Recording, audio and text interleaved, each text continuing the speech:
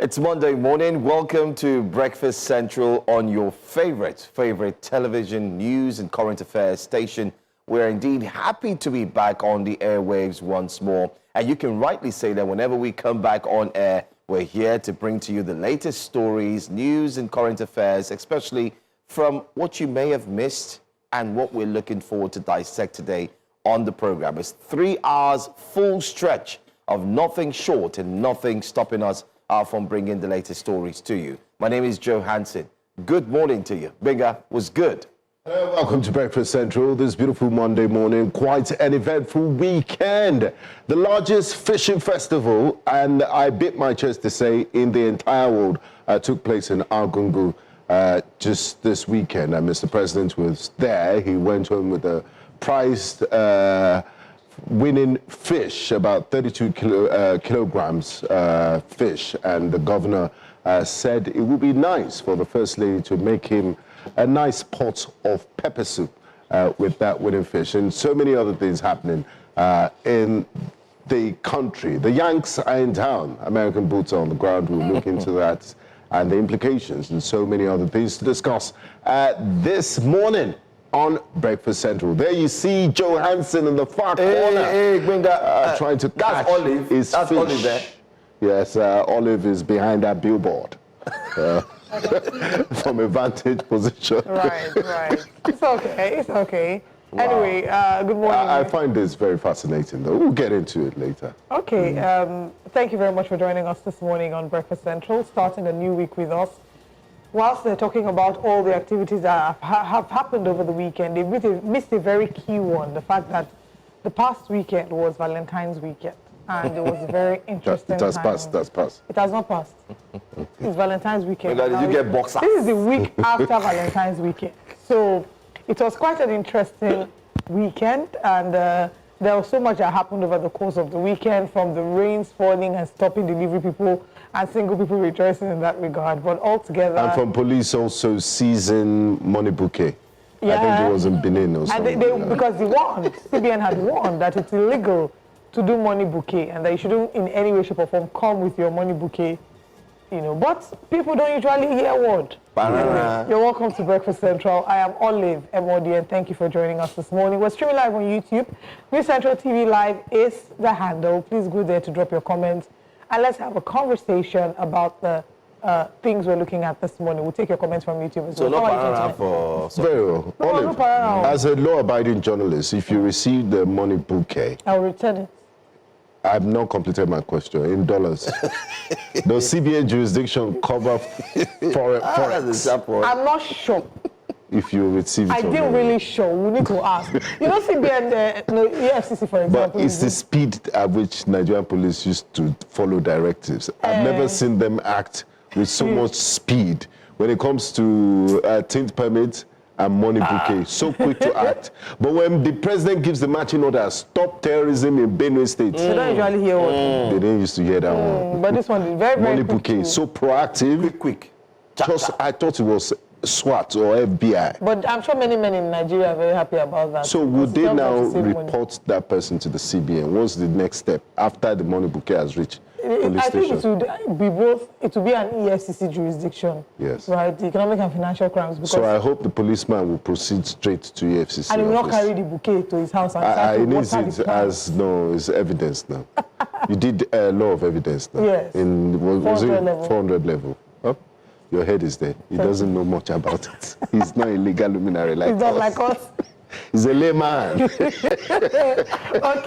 let's move into the conversations this morning, and of course, let us know how your weekend was, how your weekend went.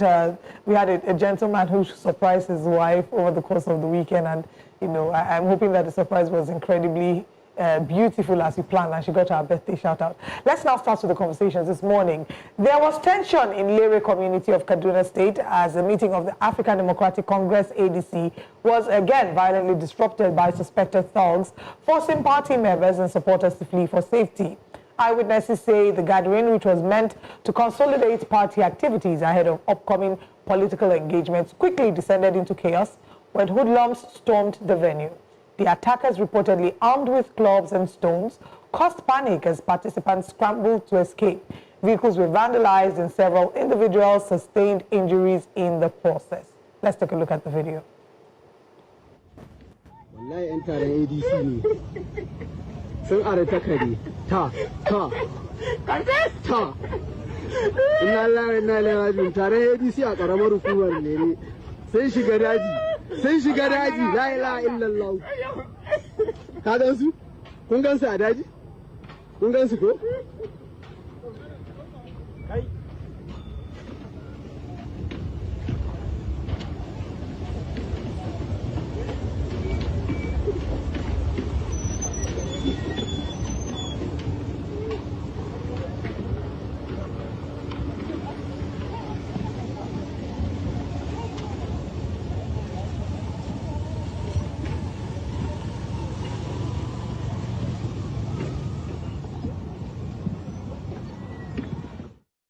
These are the clips, of suspected attacks, and the question is, is Nigeria not a multi-party state? Is it not a state that allows for multiple political parties to express their political affiliations? Freedom of association is a right ingrained or enshrined in the 1999 Constitution of the Federal Republic of Nigeria as amended, where you're allowed to be a member of any political party.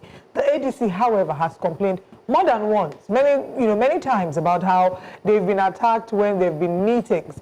Last week, I don't know if it was last week or 2 weeks ago, we had the first Salako on the show, and he talked about the moment where they were having their official announcement of moving from the Labour Party to the ADC and the attacks that they had. And they had a backup venue, they went there, and still there were further attacks. Recall that last year, sometime September, October, we also have Badebo Road's Viver, who, at the official announcement of his moving to the African Democratic Congress alongside with other, Labour Party members, there was also an attack on the ADC. So the question is this an open, brazen attempt to limit the participation of Nigerians to few political parties? It's infringing on their rights. And where is law enforcement when you need them? It's very easy for them to jump in when there's flower bouquet or something that looks very easy on the surface. When there are issues like this, shouldn't law enforcement jump into the equation and guarantee safety? And what these are ominous told? signs. Yeah, if they told them, the law enforcement agents, that they're having these meetings, and if they're able to guarantee security. It's really sad, and these are ominous signs. I'm sure Joe will agree that we always have this copycat mentality of bad behavior, and once someone gets away with impunity, it becomes a culture until it reaches a crisis level, and then we start panicking. I mean, it started with begging, just begging, casual begging. Now it's reached a international crisis level. Is disgraceful. People are talking about it in airports everywhere in the world. They say, I've not been shaken down like the way they shake people down in Nigeria. But that's another conversation. Let's talk about this. You mentioned, you made reference to what happened in Lagos State last year. The Nigerian Constitution guarantees you, and this year guarantees you freedom of movement, freedom of association, and this is a civil exercise. I don't know why we're acting so primitive. If the ruling party or anybody that sent those thugs is so confident about the work they've done, they should let the polls speak, let the people decide at elections. We're not even close to the general elections yet, and just look at this. People sitting, gathering, going about their business, and it's been disrupted by thugs. And then the big question is, where's law enforcement? Where are those that are meant to protect Nigerians in this type of situation? It's another failure of security, because you're not going to say you only provide security only when the ruling party meets, because when the ruling party meets, we hardly hear any stories about their meetings being disrupted by unknown people. So we need to do something about it, because it's fast becoming a culture. It's quite sad, Benga, because right now as we speak, this is not the first time, this will not be the last time. I don't know if we also have it on our wake-up conversation. I believe we should, where you have a lawmaker even openly coming out to tell people that if you don't have the APC party membership, you won't get this. No jobs, you won't have any favor, and so on and so forth. In the same country, it's the same Nigeria. It's not that we're in It's not the Communist Party of China or North Korea. Thank you. In the same country, you have the FCT minister making a very strong statement that anybody that tries to vote another party, in the FCT, is going to ensure that the person will not prevail. That everybody must vote. What is going on? I mean, if leaders are speaking like If leaders are speaking like this, what do you think the common man will see? I mean, that's why they're acting with impunity and disrupting, because it's the level of confidence. And then you have the security agents who have seen this play out many times. Shouldn't the IGP of police have called possibly a meeting, a national meeting, to say, listen, it is a matter of national emergency, that anywhere you have people who are gathering, because they have the right to gather, as long as they're gathering, whether they're having a political party or they're having a meeting, they must not have any form of disruption. Nothing has been said by the police force. And the police must not be partisan. Exactly. Yes. Nothing has been said. We've not seen any arrests made. Nigerians keep wondering, since the image of that individual was circulating online, the guy who had attacked people during NSAS, who had the cutlass and all that, and Nigerians had gone far to dig deep for the police. They brought out his Facebook page, brought out his name, some even got his address. They posted everything and told the police, here you go. This is the individual who tried to kill Nigerians, innocent Nigerians, as a result of protest. What was done? Nothing. Nothing. We do have our very own reporter who was equally attacked by thugs. That forms part of our we also forgot, what was it, Kano? Nothing. Yes, Kano, sometime last year. We reported it on Breakfast Central. There was another political disruption of a meeting. Of course. Yes. Of course. Remember when the ADC was having their meeting, yes, in the north, just outside, they had Nasser El-Rufai while he was there, just outside. There were thugs who were coming in. We do hear that there were thugs from the other side that were defending them from actually passing through. So what are we saying now? What I see, if we don't take time, we're going to have what is called a political war. And that war, there's a storm brewing, if you like it or not. Because this is just the, like tip of the iceberg. I would say, is the test of the iceberg. It's just showing you, it's just showing you what will come. Because everybody's now thinking, in 2023, they were holding canes and flogging people and warning them. This is not election time yet. Look at what is happening. So what will happen when it comes to that day? It's a foretaste, like you both have said, a foretaste of what is to be expected, and sadly so. But let's head to X and see what Nigerians are saying about this on X. Our tweets this morning, our first tweet says, you cannot be enlightened and still be the tool for your oppressors to keep you oppressed. These are part of the reasons why they keep them uneducated and unempowered. I keep saying it. Except for a major liberation or a revolution, Nigeria will always remain the way it is. No worry yourself. The current government cannot protect the opposition. There's a question, that was asked. They say the current government cannot protect the opposition. You can't liberate someone who doesn't know that they are in bondage. Lagos updates tweets. Master strategist is doing what he's very good at. Well, there's no proof that it is whoever you think it is. Now the thugs I blame, they don't know they are all collateral damage, official Jeremy Drum says. And these are the tweets that we have this morning on Breakfast Central. But you can go to YouTube or streaming live, News Central TV live on YouTube, and let us know what you think about these stories, or this story in particular, and share your comments about the attacks. And what your expectations for the election. 2027 is just around the corner, quite frankly.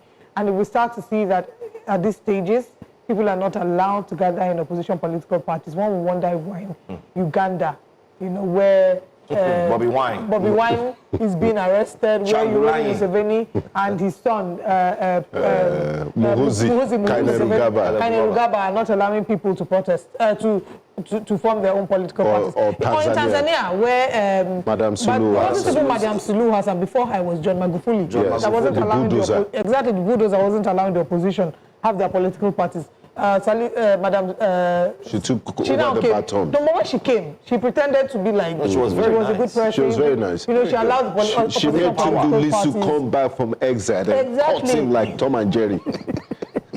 Everyone was excited at first, thinking, oh yes, I was even making her that. That's what happens. Woman power, yes. Leadership. She has full your hand, right?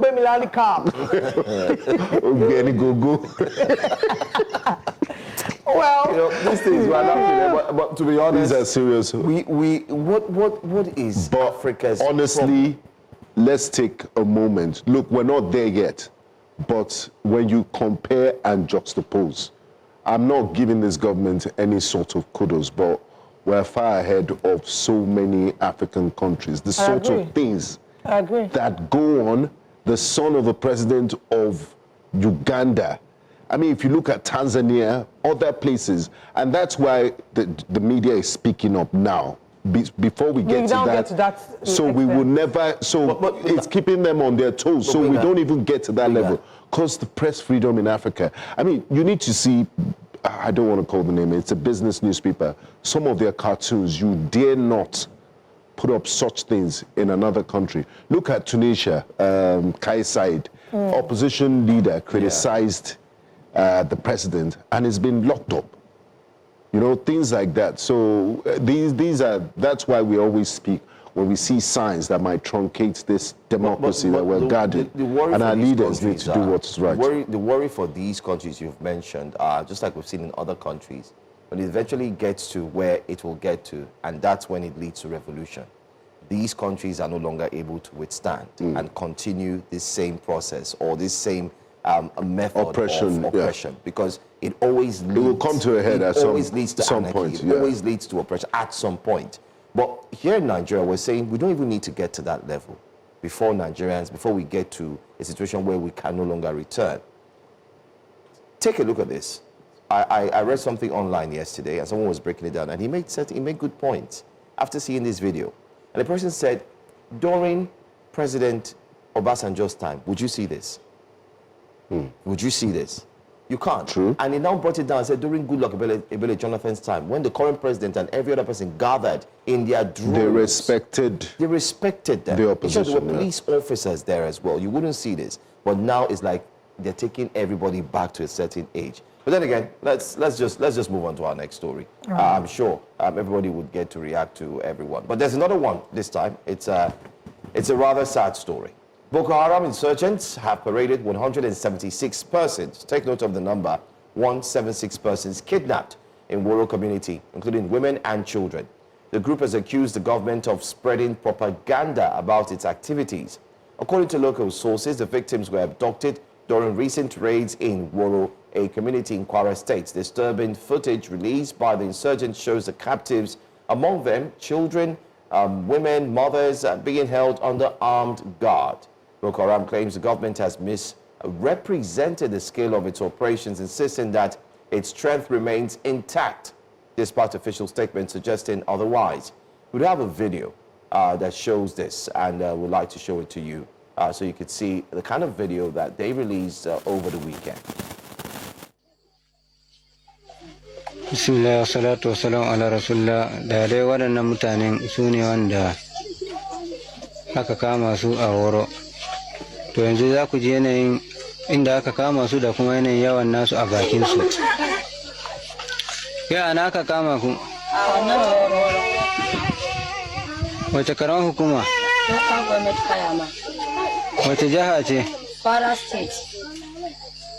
Kefa, a ina aka kama ku? Woro aka kama. Wace karamar hukuma? Local government. Wace jiha? Kwara State. Nawa ne adadin naku? 176. Kefa ma mai jan riga. A ina aka kamo ku? Woro. Wace karamar hukuma ne? Local government Kayama. A wace jiha ne? Kwara State. To kun dai ji adadin naku fa? 176. To kun ji dai gashi gwamnatin naku ta kafurci da ta karya ga tana ta yi wa mutane karya, ku ba ku wuce 30 ba ko 20 da wani abu. Okay, that heart-breaking story right there, and the footage that you see and you saw there has got to do with the insurgents lining up the kidnapped and asking them questions so as to clarify. Now, you might ask, what's the big question here? Well, the point is, when there was a major kidnapping in Kwara State, particularly in the Woro community, the reports had it that they were just 20, and then there were disturbing figures. Some said it was 76, some said it was 40. But imagine the insurgents now showing and putting a video proof out to say, listen, your government is lying. These are the exact persons, and this is the exact number of persons that were kidnapped, 176, Binga.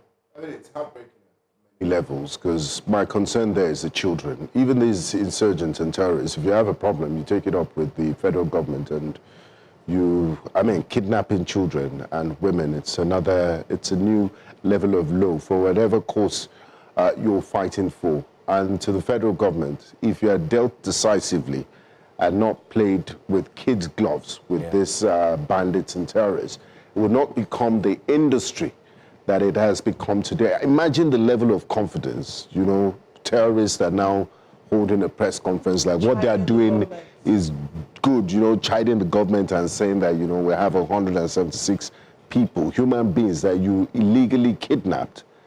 And it's really, really sad. The National Assembly also, they passed laws. Maybe they just did it to shut Nigerians up from shouting or deflecting attention away from them. That, okay, kidnapping, banditry, all of them, they changed the nomenclature to terrorism.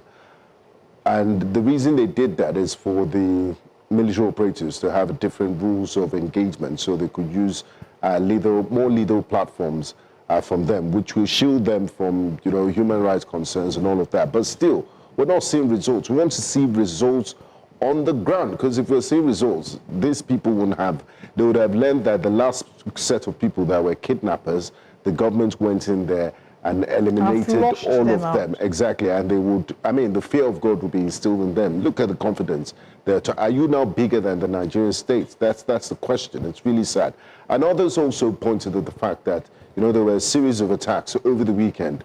About 40 Nigerians were killed in different locations, and they pointed that Mr. President was in a fishing festival when all of this was happening, that it shows how much the government prioritizes the life of Nigerians. It's a mess. Look, elections are coming, but if people are not even alive to vote, what's the point? Your primary responsibility is to, secure the lives of Nigerians. And as we speak, they are failing woefully at it. You know the sad thing, Binga, while this was going on, the governor of the state, His Excellency, Governor Abdurrahman Abdurrazak, was holding a press conference promising the president that he would deliver the FCT to him. Politicking in the midst of this I don't want to talk too much about mess. this, because I remember the last time we spoke about this last week, I got too emotional, and I don't want to get too invested in this because it's like it's a hole, it's a pit. The more you go in, the deeper you get in there. And what is shameful is how it's really just the terrorists having the nerve to chide the government. Again, these are Nigerian lives, and I would always ask on the show, what is the value of a Nigerian life? That's a question that we must ponder on. And we don't want to see situations where the government is downplaying numbers, But let's get on next and see what Nigerians are saying. Our first tweet today. I read say, Odira says, at this point, no one should be talking about politics. These are Nigerians. These are our mothers, fathers, brothers, and sisters. These are human beings. The only thing they did wrong was living in a country where the leaders have failed them. Absolutely. What's the point of politics? This boy, the other village people movement, it's all a mess when your fellow Nigerians are being kidnapped and killed by the minute.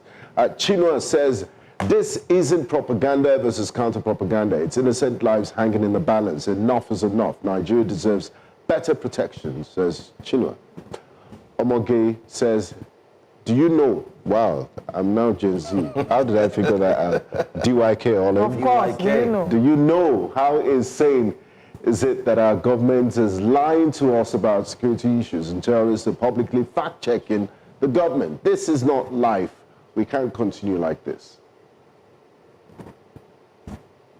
Pato says the United States security agencies have fully been focused on one woman kidnapped in Arizona. However, almost a village will be kidnapped in Nigeria and everyone will move on after a few days. I ask again, how do they move this number of people undisturbed? I really don't understand how they do it.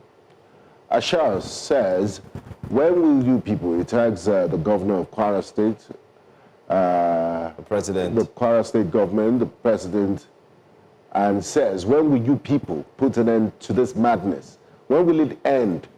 Why was there not, where has there not been a single military success against terrorists? And Kwara, for months now, is the Nigerian army handicapped. I mean, and this is just, you know, Kwara is a new face of this war against insurgency. Yeah. Not even a war.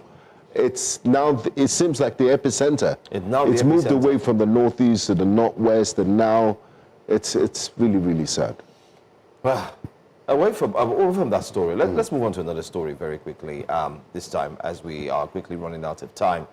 Let's tell you that viral video circulating online over the weekend shows a Benue House of Assembly member and a candidate for the Abuja Municipal Area Council, AMAC, issuing threats against Nigerians who do not support the ruling All Progressives Congress, APC. The footage, which has sparked outrage across social media platforms, captures political figures warning voters that failure to align with the APC could result in intimidation and denial of certain benefits. The Benue House of Assembly member said, for instance, only those with APC identity cards will get jobs, admissions to school, or be able to do anything in Nigeria soonest, he added. The APC candidate in the FCT AMAC elections also issued threats to members and supporters who will be voting for ADC in the upcoming FCT Area Council elections. FCT minister as well made some statements as being shared purportedly by newspapers and media. And not forgetting too, you also have other well-meaning Nigerians who are partaking in that election speak. But take a look at this video. Now, we don't need to waste much time here. The party that is good for us in Nigeria so that we can remain and get our people here is APC. If you know that it's not collect our APC card, remember, go and collect it. Go and collect it because tomorrow when you are going to look for admission in one school, APC, the president of this country, APC. We have 36 states, and then for FCT 37. 30 governors are already what? APC. Plus FCT 31, and they are still coming.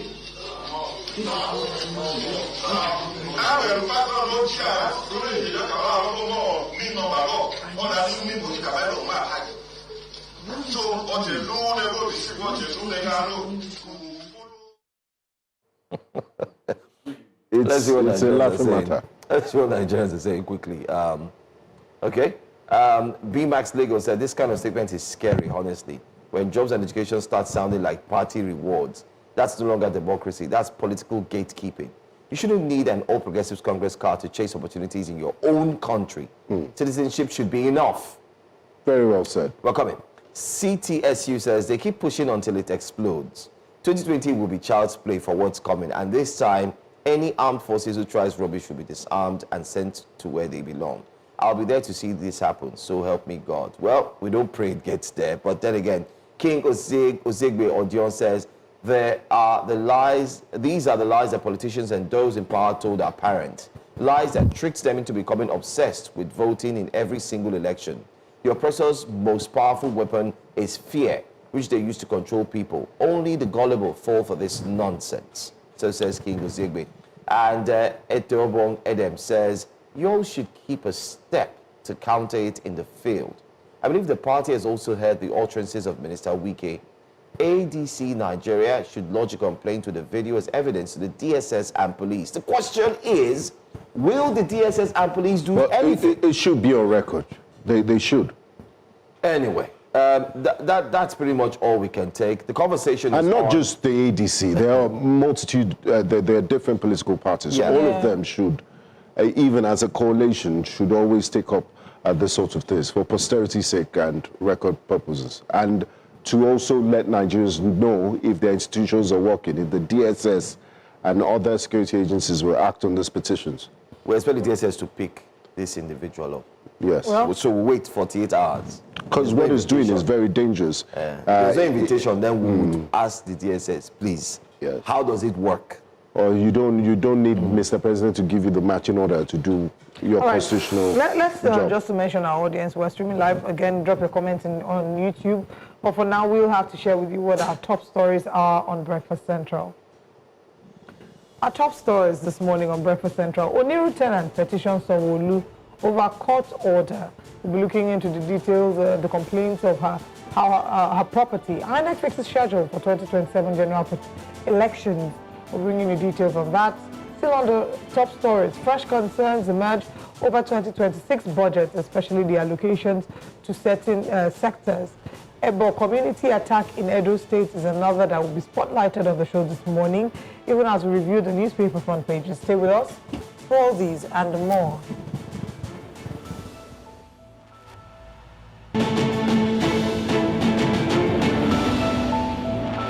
Thanks for staying with us here on Breakfast Central. A Lagos resident, Oyinkansola Talabi, has written to Governor Babajide Sanwo-Olu accusing the sublessor of her apartment complex at Pebble Rock Apartments in Oniru of attempting to force entry into her room, especially in her home, in a contravention of a subsisting court order. Talabi claims the incident involved individuals including police officers and persons claiming to be court bailiffs, resulting in damage to her apartment door handle despite no lawful eviction notice having been served. In a petition dated February 2026, particularly the month, and addressed to the governor through the Attorney General and Commissioner for Justice, Talabi says she relied on a High Court order issued in December 2025 that restrains a sublessor, Greenberg Tech Limited, from collecting rent or demanding payment from tenants, directing all payments to be made to a court-appointed receiver. Talabi also highlights broader concerns affecting tenants, including non-functional facilities, intermittent electricity, and ongoing disputes over billing arrangements, and says neighbors had to intervene to stop the attempted forced entry. She's now calling on the governor and relevant state agencies, including the Lagos State Special Task Force on Land Grabbers, to investigate the matter, enforce the court order, and protect residents. To help us understand what exactly has happened from the horse's mouth is the lady who's been directly impacted by this. We have Oyinkansola Talabi with us in the studio. Good morning. Thank you very much for joining us. Good morning. Thank you for having me. Thank you. Thank you for being here. And I mean, I think I would say well done on being able to fight for your right. But we need to get a broad picture. So, from the reports we hear, you're relying on an earlier court judgment in December 2025. Take us to the very beginning of your issues with the apartment. Oh, the very beginning. Yes. So I moved in, I think it was 2023. And when I was moving in, when I went to size the place, the elevator wasn't working. The space I was looking at was on the 4th floor. And they said to me, oh, the lift isn't working. It just stopped working before the end of the week. It will be sorted. I moved in, same story. They're working on it. It will soon be sorted. 2 years down the line, still no elevator. And this has been the case with everybody. So when the people on the 5th floor were coming in, they actually had people open up the elevator. So we were excited, thinking, action, something is happening. But no, it was because people were moving into the 5th floor. So they made it seem as if the place and that the elevator was being worked on. So that in itself shows the history of the lessors of this building, where they make claims to tenants moving in, they give you all the lies, and then you move in and then you find out that there's actually no proper management of the space. I mean, we were buying NEPA electricity from a third party. Then in 2024, Eco Disco came and cut our power. They said we had not been paying, but we're all paying monthly. Turns out that they were collecting the money and we're not remitting it to the Eco Disco. So we are the ones now trying to sort that out and pay off that backlog. So fast forward so we were already complaining that this place is poorly managed. The swimming pool is barely functional. If the kids want to swim, the parents are the ones that then pay as in, okay, clean it up so that the kids can use. There's no management. And so you're paying a service charge. We are paying service charge. And if you don't pay your service charge, or if you question, what does this service charge cover? They start to victimize you. They cut off your power. They cut off your light. They cut off your water. That's their MO. And so we then were tired of that. And so we actually took them to court because we wanted to take management of them. But then fast track to, so that was already ongoing. Then December last year, we got one of our neighbors posted on the group that there's a court order that says that she just saw this thing on the gate, but that the guys were taking it off, the security were taking it off. And so she posted the picture on it, and it was a court order saying that we should not pay. So it turns out that Green Birch don't own the building, and they have not. So they leased it from the original landlord, and but they have not been remitting payments to him. So they are collecting rent from us. They are not remitting to the landlord. So he, breach of contract, takes them to court that he wants his building back. Then the court rules in his favor, and hence the court order that we shouldn't pay to Green Birch, but pay to, then they appointed another party that these are the people that, the receivers that we should Who appointed? pay. Was it the court? The court. Okay. And so all of that was pasted on the door, on the gate. And then the neighbors saw that, shared it with us, so we then had the information. But Green Birch never contacted us, never said anything about it. Instead, that same December, they started harassing tenants that their rent was just coming due. Turned off their power. There were people in the building that went through Christmas with no electricity because they cut them off from it. Meanwhile, the court says that you cannot tamper or harass the tenants. Even the tenancy laws says that you can't turn off power, you can't turn off water, you can't restrict movement in and out of the space. So fast forward to me. My rent came due in November. I paid 70% of my rent. By end of January, one morning I heard a loud knock on my door. Around 7:30, I didn't open the door. And then a few hours later, the facility manager then called me and that he wanted to see me. I was like, I don't want to talk, but tell your managers that by the 14th of February, I will make my payment. I will make the balance of the payment. And then another neighbor reminded me that, no, actually, there's a standing order that we shouldn't be paying these guys. So fast forward to the 6th of February. It was a Friday evening. I'd gone out for a work function. I had a friend that wasn't feeling well that was staying at mine. And then she's calling me frantically. I know while I'm at this thing that somebody's trying to break in. Somebody's trying to break in. I'm like, what do you mean by someone is trying to break in? She was like, there was loud banging on the door. And then the banging became louder and louder, more violent, and that now they're actually fiddling with the handle, and that the one on the inside is coming loose. She was freaking out. So I called a neighbor and said, there's something happening at my door. Please go and check it out. So he goes upstairs to check it out, and he sees these men. He says that there were about 6 of them with 2 police men as well, armed policemen. This is Friday evening. So they come, he goes there and he's like, what's going on here? They say they have a court order to evict. Who's giving you a court order to evict at this time of the day? And then we also have a court order that says that we shouldn't be paying these guys. So what are we supposed to do? So those guys then see the court order. They say that they're from a court in Ikeja. Our court, the court order that served the one that we were standing on is from Lagos Island, the High Court in Lagos Island. So these guys, those guys were like, thank you for showing us this, so that they didn't know, that those guys didn't tell them the full situation. The Green Birch people. Yeah, the Green Birch and Ijele. Yeah. Ijele is also one of them. Isaiah Davis Ijele is also one of them, and he's a politically inclined person. And for me, so anyways, let me finish my incident. So he says to them that that there's a standing order, and then they're like, oh, thank you for letting us know. He shared it with them. They were like, they didn't know that they would have been in trouble if they had carried out the eviction. So they left. Ijele, Green Birch still didn't contact the tenants to say anything. Then they called a meeting. They called a meeting. So I shared it with the tenants, as in, this is what has happened to me. Then he calls a meeting the Sunday, a virtual meeting, but would not let me into the meeting to defend myself, or to not even defend myself, to question him as to what happened on Sunday. On Friday, what happened? Nothing. So when the other tenants tried to ask, as in, what is going on? Are we supposed to be paying? So they were trying to insinuate that people should pay. They were like, well, you know what?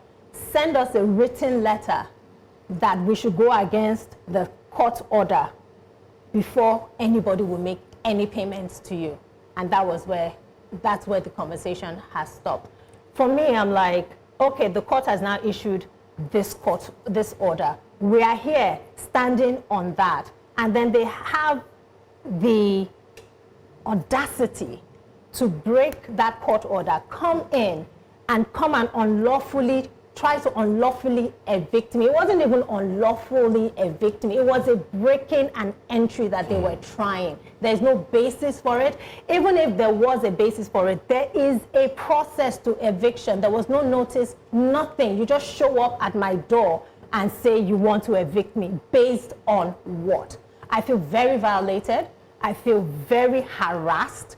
There was no need for this. There was no reason for this. And on top of it, what pains me the most is that they had done this to somebody else in 2024, and that there's a ruling that came out on that saying that it was unlawful, and a standing order that is now out for their arrest, for Ijele's arrest, for Greenberg Lawrence arrest, and for the facility manager that was in that building when it happened. So now that facility manager was then moved to our building because they apparently manage a couple of buildings. Now that facility manager was moved to our building and has been picked up because the police are now the court is now trying to enforce that standing order. So they are looking for Ijele, they are looking for Lawrence.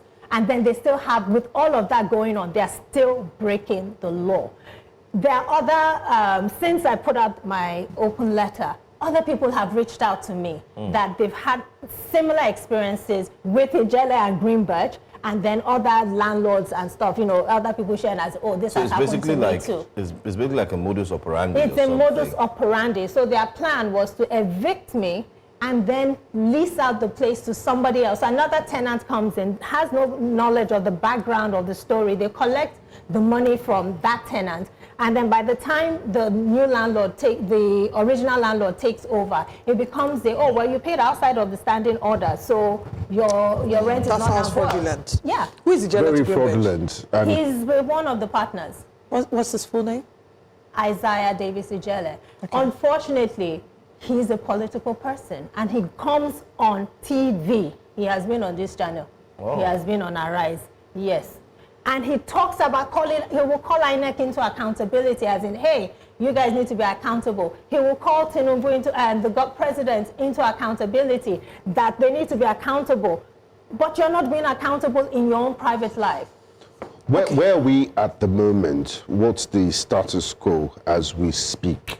So as we speak, we are not even clear anymore, because they are on one hand trying to harass us to make payment, but there's a standing order that says that we shouldn't make payment. So what do you have direct line? Sorry to interject. Do you have direct line of communication with the owner of the building? No, we don't. So what I had to do was write the governor, because again, I'm trying to just make noise about it, because at the end of the day, they are defying a court order. I copied in the Attorney General, and I also copied in the citizens Office of the Public Defender. Yes. Yeah, Minister of Justice, Lagos State. Yes. And then my lawyer also wrote to them and copied the lawyer of the original landlords whose standing order was, so that they can then add it to their case that this standing order has been defied, and what next. And also calling to accountability their lawyers, because they have lawyers that are working with them.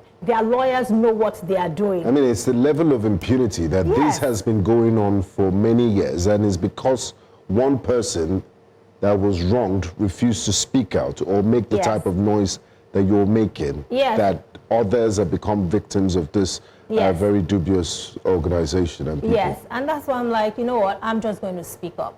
I know, because at the end of the day, they've already harassed me. They've already come to my door. So what's the point of being quiet? Worse things can happen. All right, we live in a time where rent is a major problem in Lagos State, especially. We've seen how rent prices are skyrocketing. We've seen how landlords have possibly evicted tenants, all in the name of we need to renovate, and then of course after that the rent prices goes up. What would you say is the real intent of wanting to, in a way, ignore the court and the order and try to evict every possible person or bring about these challenges or attack, especially coming at your door unannounced? It's to evict, it's to bring in new tenants. So you evict these old ones that don't know anything about the case, and then bring in new ones that have no understanding that there was a dispute in place. So they'll bring them in, those ones will pay rent, and then by the time the order is, or everything is sorted out between, the judgment is being enforced between the original owners and the courts, and they return ownership. These guys are then left at the mess. The landlord can decide to throw them out because, there was a standing order that you shouldn't pay. So you pay to these guys. They can't acknowledge. At this point, we are even lucky that the court acknowledges that they are sitting tenants. And also the standing order was like, okay, there are tenants in the building right now. You guys pay to these guys. And as opposed to just, ignoring the fact that we're there. So we're grateful for that, but in giving a standing order, there should be enforcement. So when the bailiffs were coming to paste it on the gate, it should have been on every door, so that everybody knows, everybody is aware that this is the situation that we're in. They should have actually taken over. Whoever it was that the court appointed, yes, they haven't come to us. They posted something on the door, but they have not made contact with us. They should have come and made contact. Now, Greenbirch is the one that handles the security of our... And facility management. Yeah, so they're the ones that, the security men at the gate are their guys. That's why they can open the gate for their own court bailiffs and their own police to defy a standing order. Okay. So, there's so many issues that arise, and we will reach out to Isaiah Davis Ijele as well. Please. And we'll reach out to him and hope that he and maybe representatives of Greenbirch can come on the show and we can hear their own side of the story. But from the meeting, you mentioned that at the last virtual meeting, which you were not allowed into, that he had asked for them to pay rent and they had insisted on a writing. Is that where it ended? Did he confirm that he was going to give a letter? He said he didn't agree to writing a letter. And they even started managing their words because they realized that somebody may be recording them. So they started managing their words. But no, they didn't say that they would put anything in writing. And what is the situation like in the compound? If this company that you have issues with, the tenants have issues with, is still the company managing the facility, still the company in charge of security, what is the state of living like in that apartment or in that? Traumatizing. Traumatizing. We had a meeting yesterday, and a few other people that had their power turned off. Oh, there are still people who have their power turned off till now?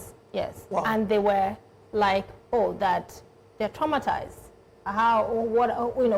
If they can come to my door, what is the possibility that they can't come to other people's doors? As in, it's a security breach. So we're actually feeling very insecure. And vulnerable. And vulnerable. Anybody can come to our door right now and try and evict anybody. So it's a traumatizing moment right now. Question that might be on the minds of many people watching us right now would be, this company, you said right from the get-go, service was terrible. Just something as basic. It's not even basic. It's a major issue. You live on the 4th floor. There are even people on the 5th floor. If you can't take care of, and you've promised to take care of an elevator, and I give you 1 year, you haven't done that, and I notice that I'm not getting the value of my money. Of course, I'm not going to renew rent or stay there. So they'll be wondering why you've been there since 2023. Why do you choose to remain with this in this building? I like my flat. I like my space. It's a nice space. It just needs to be properly managed. I know there's a community there. I know, as in the neighbors. We've made community. I know, so it makes things bearable. It's the other party that is not fulfilling their own end of the bargain. Exactly, and then you're harassing us. And then when we do ask you, break down service charge for us. What does it cover. We have built, oh my God, we have builders within we have architects, engineers within who are tenants as well, who are like, this is our generator problem, it can be solved like this. This is our elevator problem, can be solved like this. But they're not even taking advice.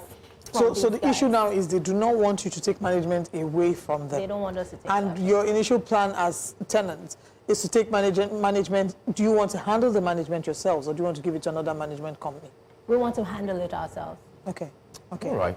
Okay, so I think my final question would be, what would justice for the residents of your estate look like?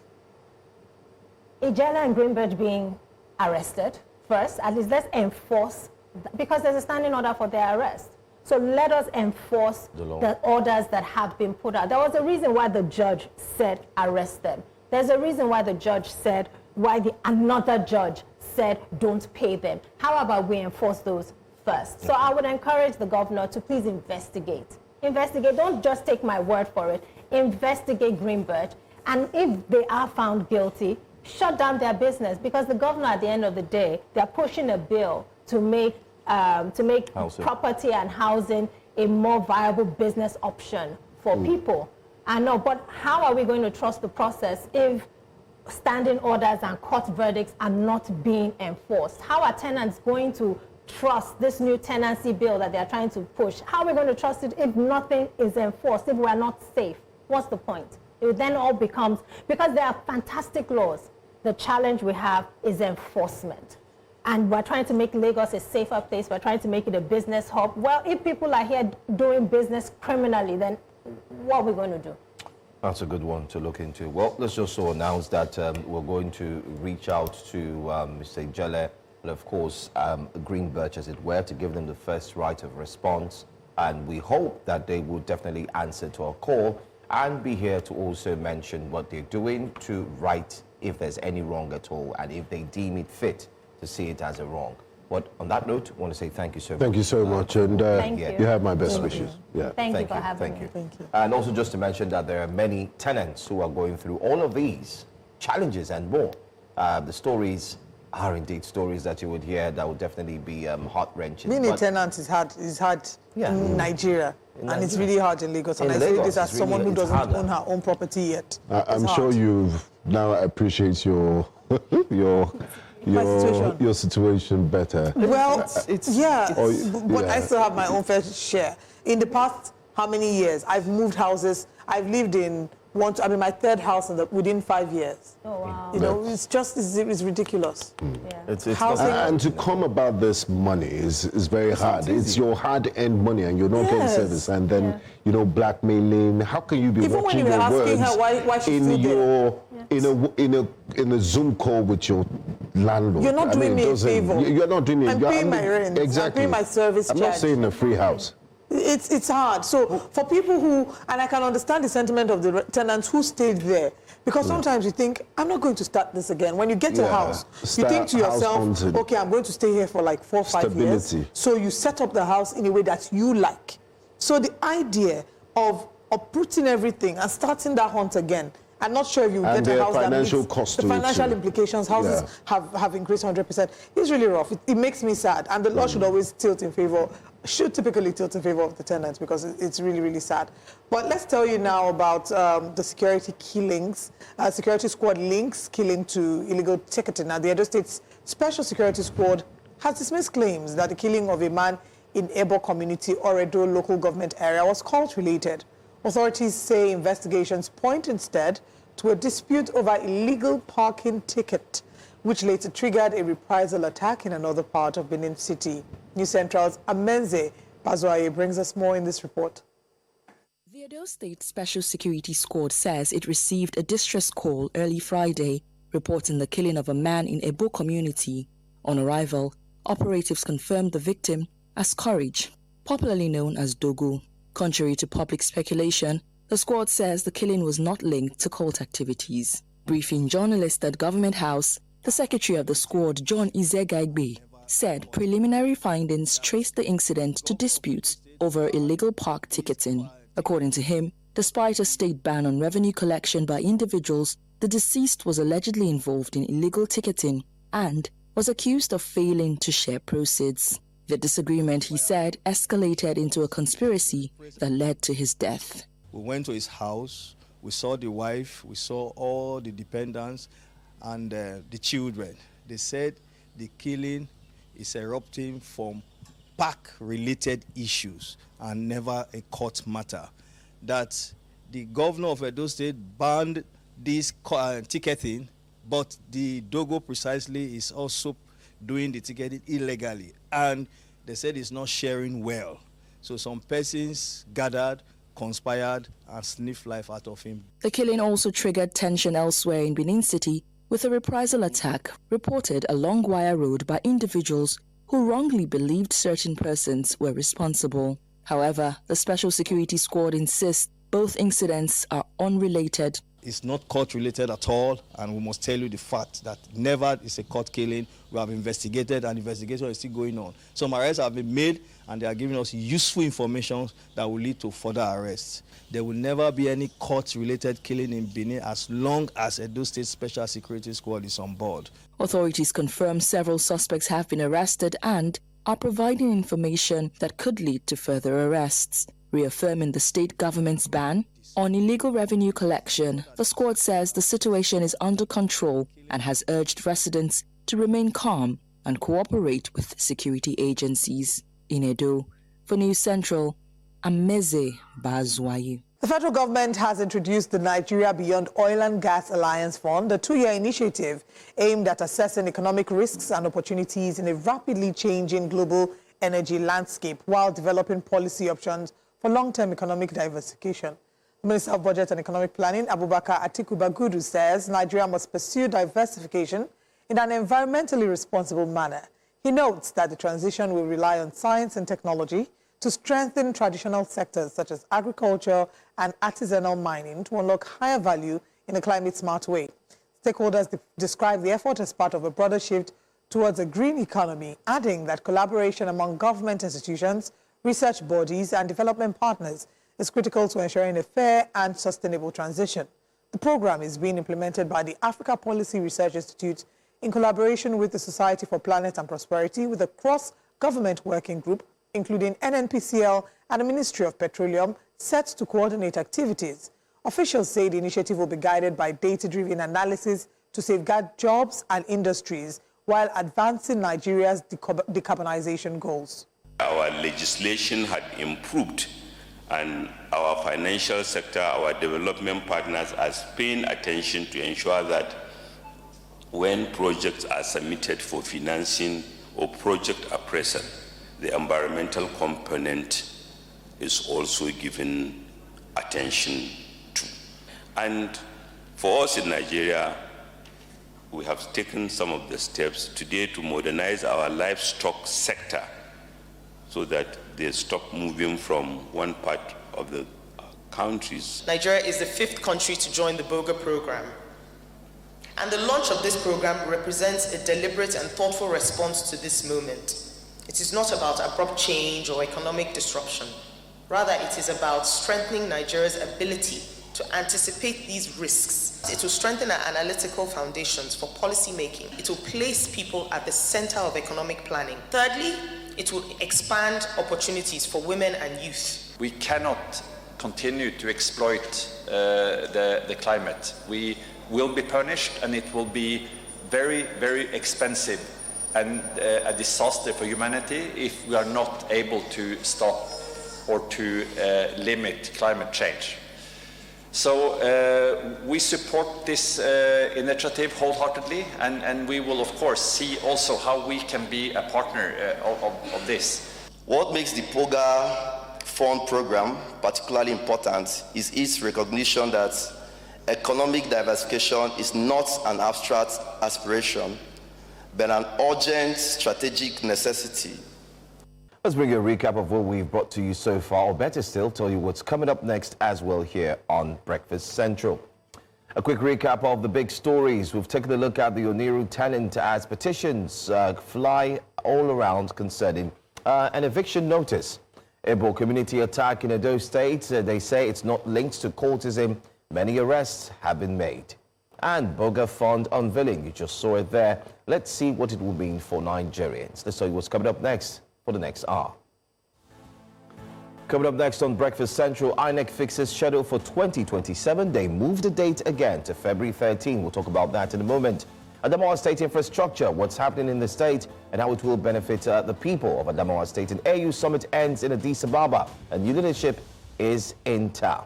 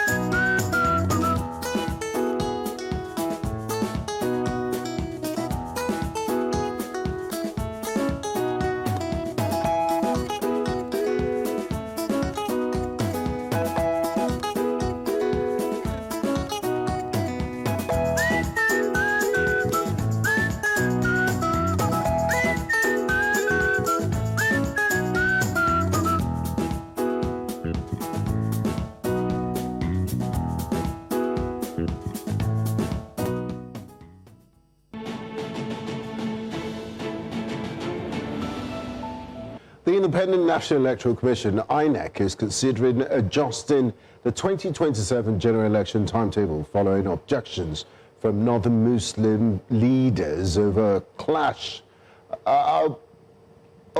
between the scheduled date and the Ramadan fasting period. INEC had fixed the presidential and National Assembly elections for February the 20th, 2027, and governorship and State House of Assembly elections for March the 6th, 2027. However, sources indicate the commission held a marathon meeting after receiving complaints and is now weighing a proposal to move the presidential election to the first Saturday after Ramadan in March, with governorship elections holding 2 weeks later.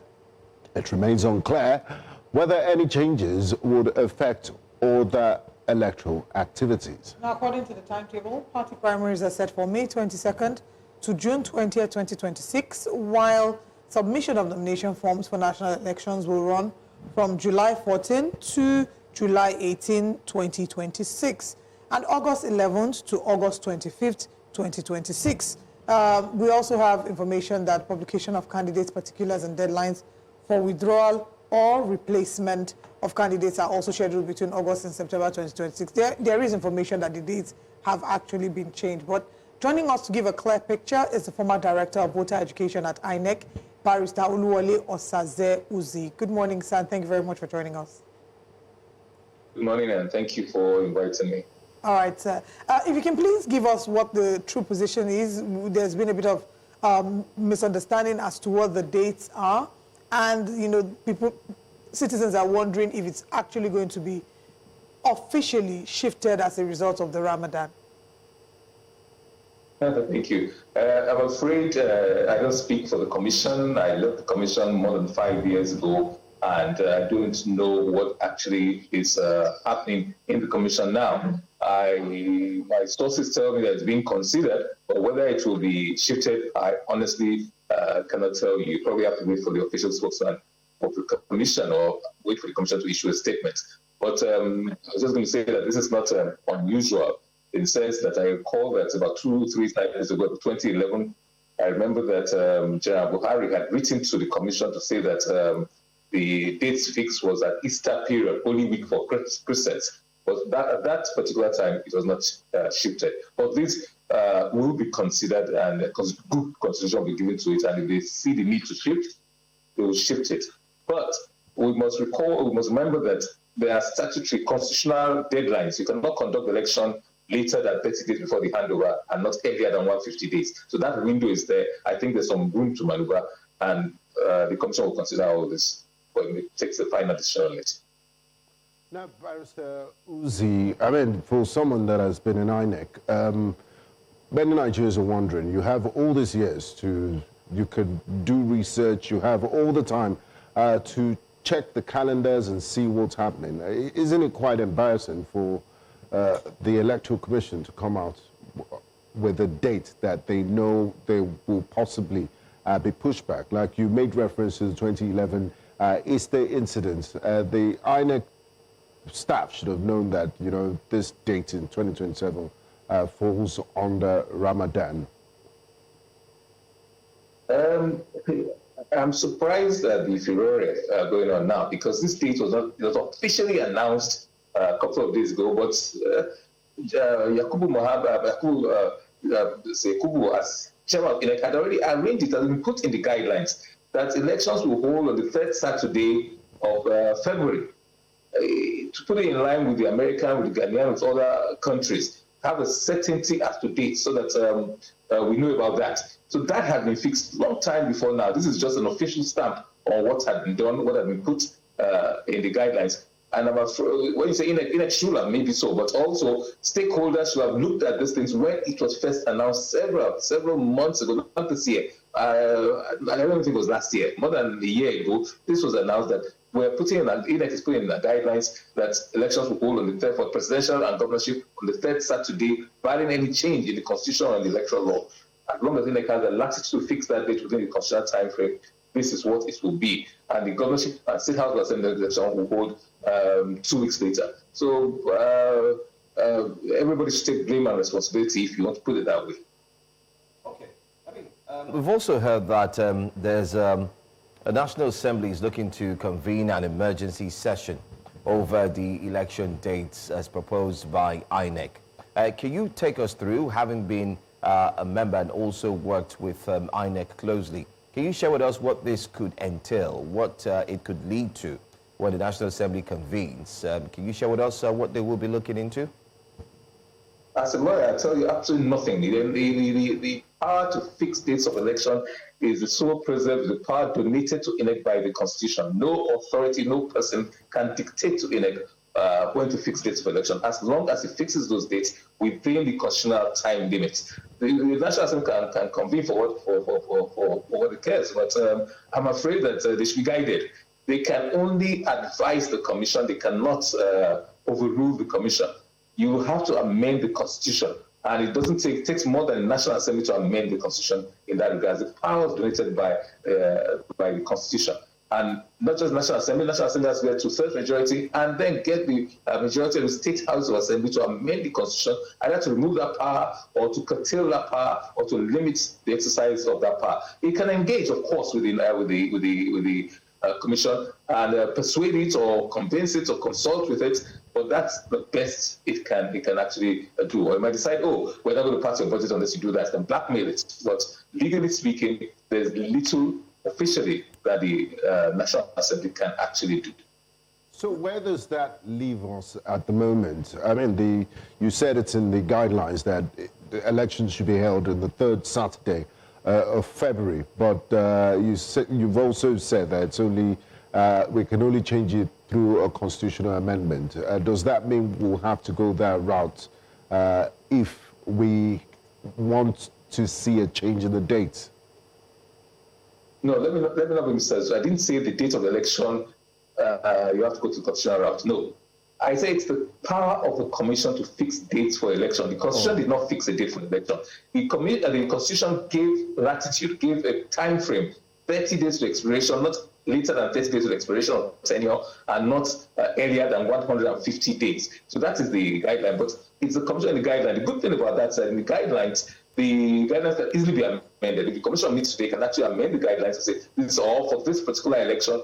I'll put a proviso and say, if it falls within the holy month of Ramadan or falls within Lent, within the holy week for Christians of Easter, then this is what will happen. We'll shift it to such a time as to not to coincide with either of those festivities. But so that's what because in the guideline, and the guideline provides more flexibility. You can amend the guideline by a simple meeting of the commission, but the constitution takes a longer, more difficult process. INEC has actually taken National Assembly to court before when they tried to fix dates for elections. So it was argued and went all the way, and the court said, no, you cannot fix dates because it's donated, that power is donated to it by the constitution. Nobody can dictate to INEC what to do regarding that at least.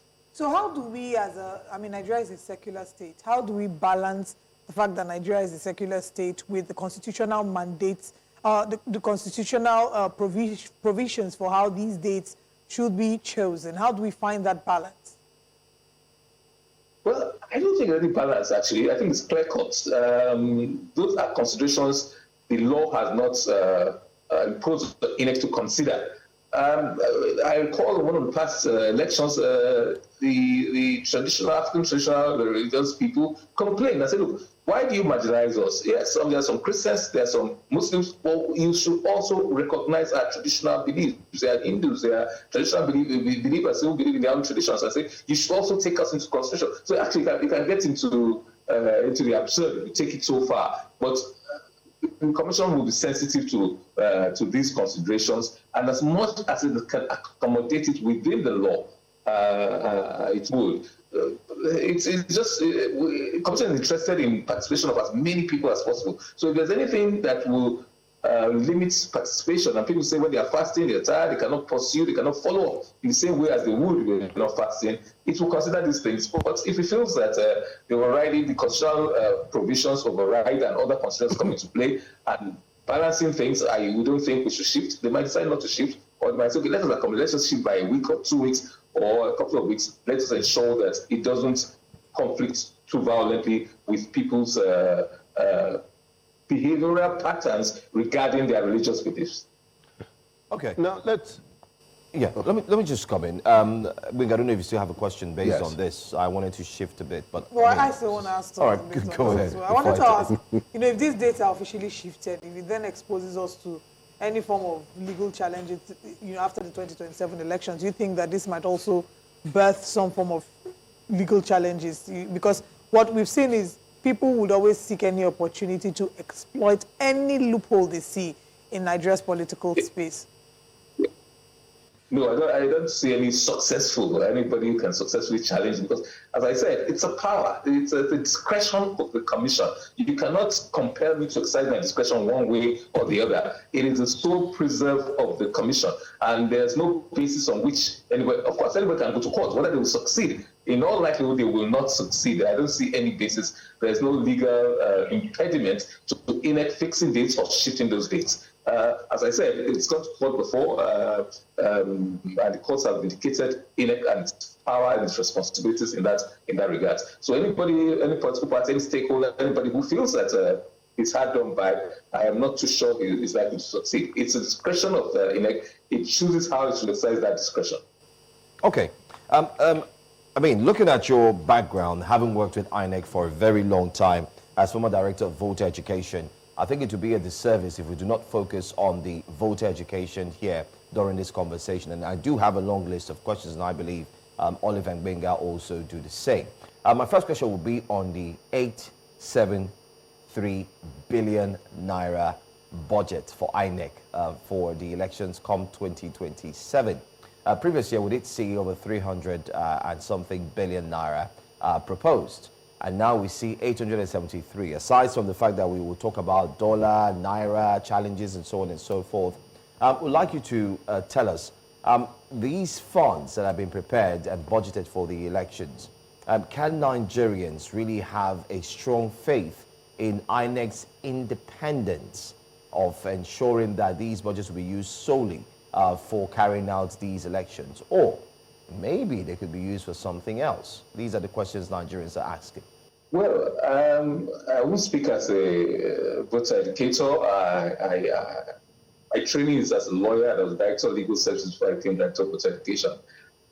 So I tend to look at things through the legal lens, through legal perspectives more than anything else. It is illegal for you to divert funds that have been appropriated for specific purposes. It's illegal for you to use them for other purposes. It's called environments. When you use that, you are committing a criminal offense, and anybody found guilty of that can go to jail. So I don't see INEC diverting funds for elections into other ventures, even to a different head. If you're going to go, let's say they give money for training and you took that money, I say I'm going to put it in card reader or in beavers or anything like that, that is that's actually illegal. So it's quite strict because it's a law, it's an appropriation law. The INEC budget is passed into law. That being the case, there are consequences for disobedience, for disregarding that law. So I perish the thought. I don't think Nigerians should be too bothered about that. There are oversight responsibilities as well, both by the National Assembly, by the Auditor General's Office, Accountant General. There are lots of oversight overhang that it will be foolhardy, very foolhardy for anybody to divert funds budgeted for a specific purpose. But this is a budget. It hasn't been passed yet. But once it is passed, it becomes law. It becomes a law of the National Assembly, law of the land. And everybody, including all INEC officials, are bound to obey it. If they feel there's need to divert funds from one area of need to a higher area of need, then they have to go back to the National Assembly to get that done. So I will not lose sleep about that. I won't bother myself about that much, honestly. Now, still on the 2027 elections, like my caller said, 873 billion naira will be the most expensive elections in the history of Nigeria's democracy. And INEC, the verdict from the 2023 elections is that they overpromised and under-delivered. As a former insider, what conditions will be necessary if all this 873 billion is provided to ensure that elections are truly free, fair, and credible? I mean, if you could highlight those conditions, what conditions will make for free, credible, and fair elections? I'm sorry I lost a bit of your questions there, but money alone will not make for free, credible elections, that's for sure. And we tend to sometimes throw money at problems and think they will solve problems. Money alone cannot solve problems. There's a funny saying that money talks, but it doesn't work, it doesn't die. So there's a limit to which money solves problems. A lack of money can create challenges and problems, yes. But as long as, I think basically what we should be looking at is value for money. Are we getting value for money? These funds that are budgeted for them, are they used for the purpose, and are they dispensed in such a manner, in the most efficient manner? I think that's what we're looking at. In terms of naira and volume, yes, you may say this is the most expensive election, but I would want to go back and analyze the budget, see the heads which the budget heads are for, and also see in real terms, in terms of 4 years ago, how much was the dollar to the naira? Because a lot of things that are going to be used for elections have foreign components. A lot of it have foreign components. So how much in real terms is this money? Taking into inflation, taking into consideration the value of the naira now as well as then, is this actually the most expensive election? Honestly, I don't. It may be or may not be. I don't know. I've not done that analysis. So we must do that and contextualize things when we say that. In the broadcast industry, equipment that you bought for X amount 4 years ago is obviously, with inflation, with the value of the naira, it's not the same price as you do as you're using them today. And it costs everything that we, even foodstuff that is grown locally. The price today is not what it was 4 years ago. In real terms, is it more expensive or is it cheaper? I really don't know. I've not done that analysis yet.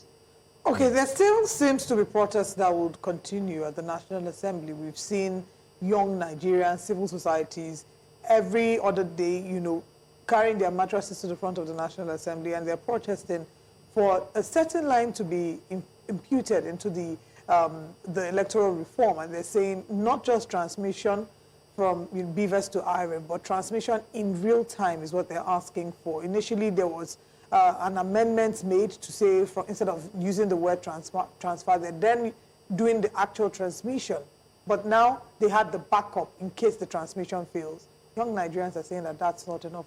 I'd like to get your thoughts on, that, because the argument from one hand is that we're not ready for that level of technological advancement, and the other argument is if we're giving millions and billions to INEC, we should be able to demand for that as well. But I'd like to get your thoughts on that. I'll try to separate two issues. You're giving billions and billions to INEC. What are you giving billions and billions to INEC for? If it's for trading, then you cannot expect them to use that for transmission. If transmission will cost X amount, then ensure that the budget is adequate for that purpose. So it's not to lump the whole budget, but break down, segregate things and see this is good value for money, this is not good value. An issue, for example, about the INEC hospital or clinic was debated. Okay, do you need that? Oh, we're not going to provide budget for that. So let us separate some of those things. I am completely in agreement with those who say there should be electric transmission. Not every country does it, but we must contextualize everything that you do. Why has there been this clamor for transmission?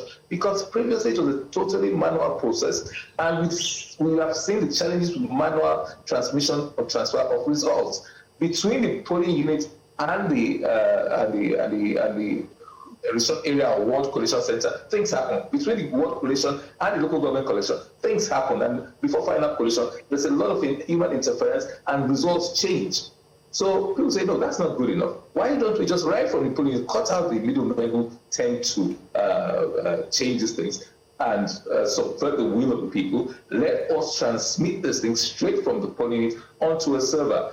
There's this confusion about IREV. It's a technical thing. I don't want to really go too much into that. I confuse, I'm a bit confused, because IREV, as the Supreme Court has said, it's not a collation system. It goes to a portal, a dedicated portal, and then published to the world. There's a back end of it. So, but anyway, let us transmit results from the polling unit. When will we be ready?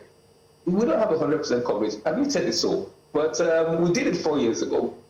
It worked quite well for the National Assembly elections. Prior to then, for 2023, in the Edo elections in 2020, it worked very well. In the off-cycle elections, Ekiti, Ondo, Osun, it worked extremely well prior to 2023.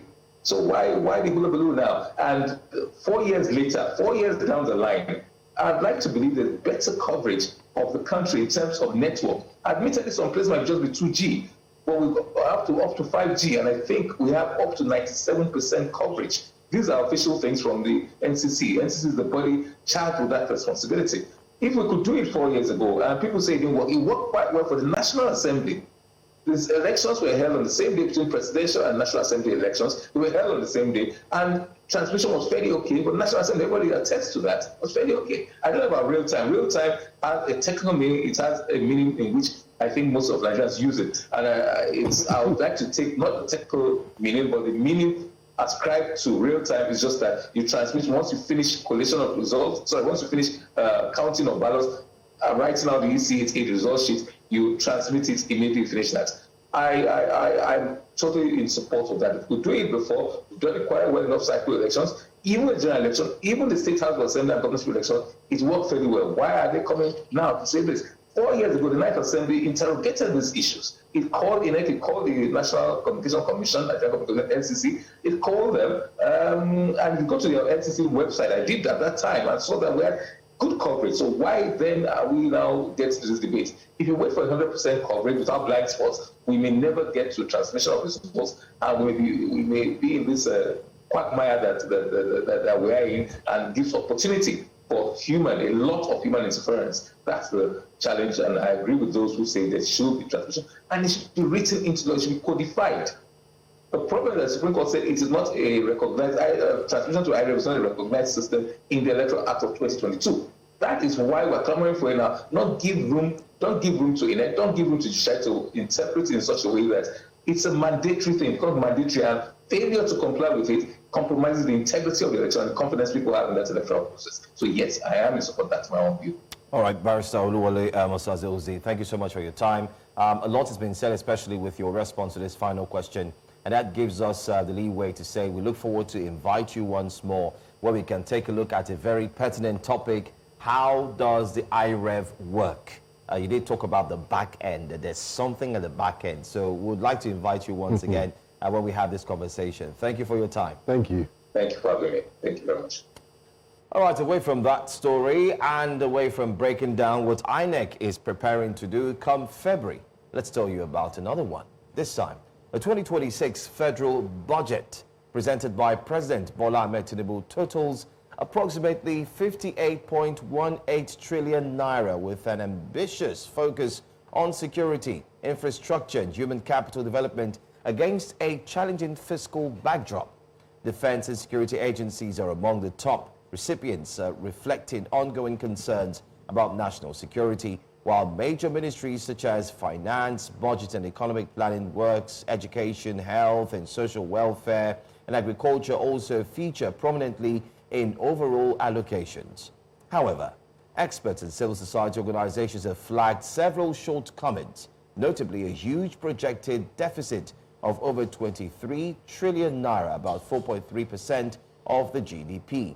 Heavy debt servicing commitments that consume a large share of revenue and relatively low investment in critical social sectors like health, which recently said they only received 36 million naira, and education compared with global benchmarks. Now, a continuation of budget rollovers from previous years, weak execution of capital projects and structural bottlenecks in revenue mobilization further undermine the potential impact of the budget on citizens' livelihoods and economic recovery. Now, join us this morning on Breakfast Central to discuss this is the Deputy Country Director of Budget, Viola Kwara, and we will be reviewing the 2026 budget and also past performances. But great to have you, Viola. I believe it's our first conversation this year, if I'm not mistaken. Yeah, good morning. Thank you so much for having me, as always. I'm sure your mouth has been open wide, and no, you're in the business, so there are no surprises here from the revelations we've been hearing coming out of the National Assembly last week in the budget, the defense. It's been, I mean, some of them are really, really shocking. My first question is, why do we even bother going through this painful exercise year on year when lessons will not be learned, when changes won't happen? Or are your expectations different that in 2026 that would see a better budget performance? Or should we just scrap the Ministry of Budget and National Planning altogether? What's your take on what you witnessed last week in the National Assembly? You know, I share your frustration. And I think frustration is one word I tend to use often when I speak to you all in the studio. But it's because you ask questions that seem painful for a country that has celebrated a number of years, you know, in straight democracy. We have to be clear about one thing. Liberal Republican democracies in developing countries are never easy. The road to being a developed country is also never easy. In fact, one of my favorite authors, Francis Fukuyama, wrote in his book, The Origins of Political Order, that everybody wants to be Denmark, but nobody is really sure how Denmark became Denmark. So while the year on year, as a matter of fact, I would say that the budget process seems to be getting worse, while the year on year acts or display by politicians, you know, is really nothing to write home about. At least we are seeing the importance of having an orderly, comprehensive system. We are seeing the benefits of having a system that is predictable. And we are seeing the reason why these things are important. I think Nigerians are beginning to acknowledge and understand that the playfulness to which politicians approach the budget has real life consequences. So in the final analysis, the people to really be pushed or prodded or stimulated to act are the Nigerian people. Maybe I'll just round up by saying that why I feel this particular budget defense is even more egregious is because of the nature of the defense itself. So you have senators, you have House of Rep members that have been seeing this trend of moving the budget of shifting the end of the financial year, of creating supplementary budgets, which, by the way, they approved. So it is stupefying to hear these same members of the National Assembly express shock at what is happening. There's a clear case of collusion. And, you know, some senators were saying, oh, the Office of the Accountant General would not have his capital expenditure released, or, you know, they would go after his money. I don't think that that's going to happen. When you have the opportunity to make a demand on the Office of the Accountant General and the Ministry of Finance for their annual cash plan, you did not. The Fiscal Responsibility Act very clearly states that the Ministry of Finance, the Office of the Accountant General, must prepare an annual cash plan that shows how much money they are going to earn. You know, we operate what accountants call the accrual system. It's not a cash-based system. So in some way, even before you get certain payments, you record them, you record as having received them already. So there should be some level of predictability, you know, in this entire process. But again, let me just end here by saying that Nigerians need to understand that the National Assembly, the senators, the members of the House of Representatives are there at your pleasure. You have the power to recall. I'm sure you can remember when Senator Natasha Akpoti, you know, surprisingly had so many people that wanted to recall her. Why don't we try to test that now for these same politicians that want to come back next year? Nigerians need to make it extremely difficult for politicians to return so that they would understand the reason and the need to be accountable to the people. Well, Viola, you talk about recalling politicians and representatives. We see how very difficult it is. I don't think we've been able to yet institute a successful recall of our representatives in Nigeria. So I don't know if that is now a viable option, but we'll talk about that more. We're still exploring. No, at the polls. At the poll, okay. Yeah, but he's talking about instituting a recall now that we should probably test that out. I don't know if we're ready for that, but we'll come back to talk more about this and still reviewing the 2026 budget after this break.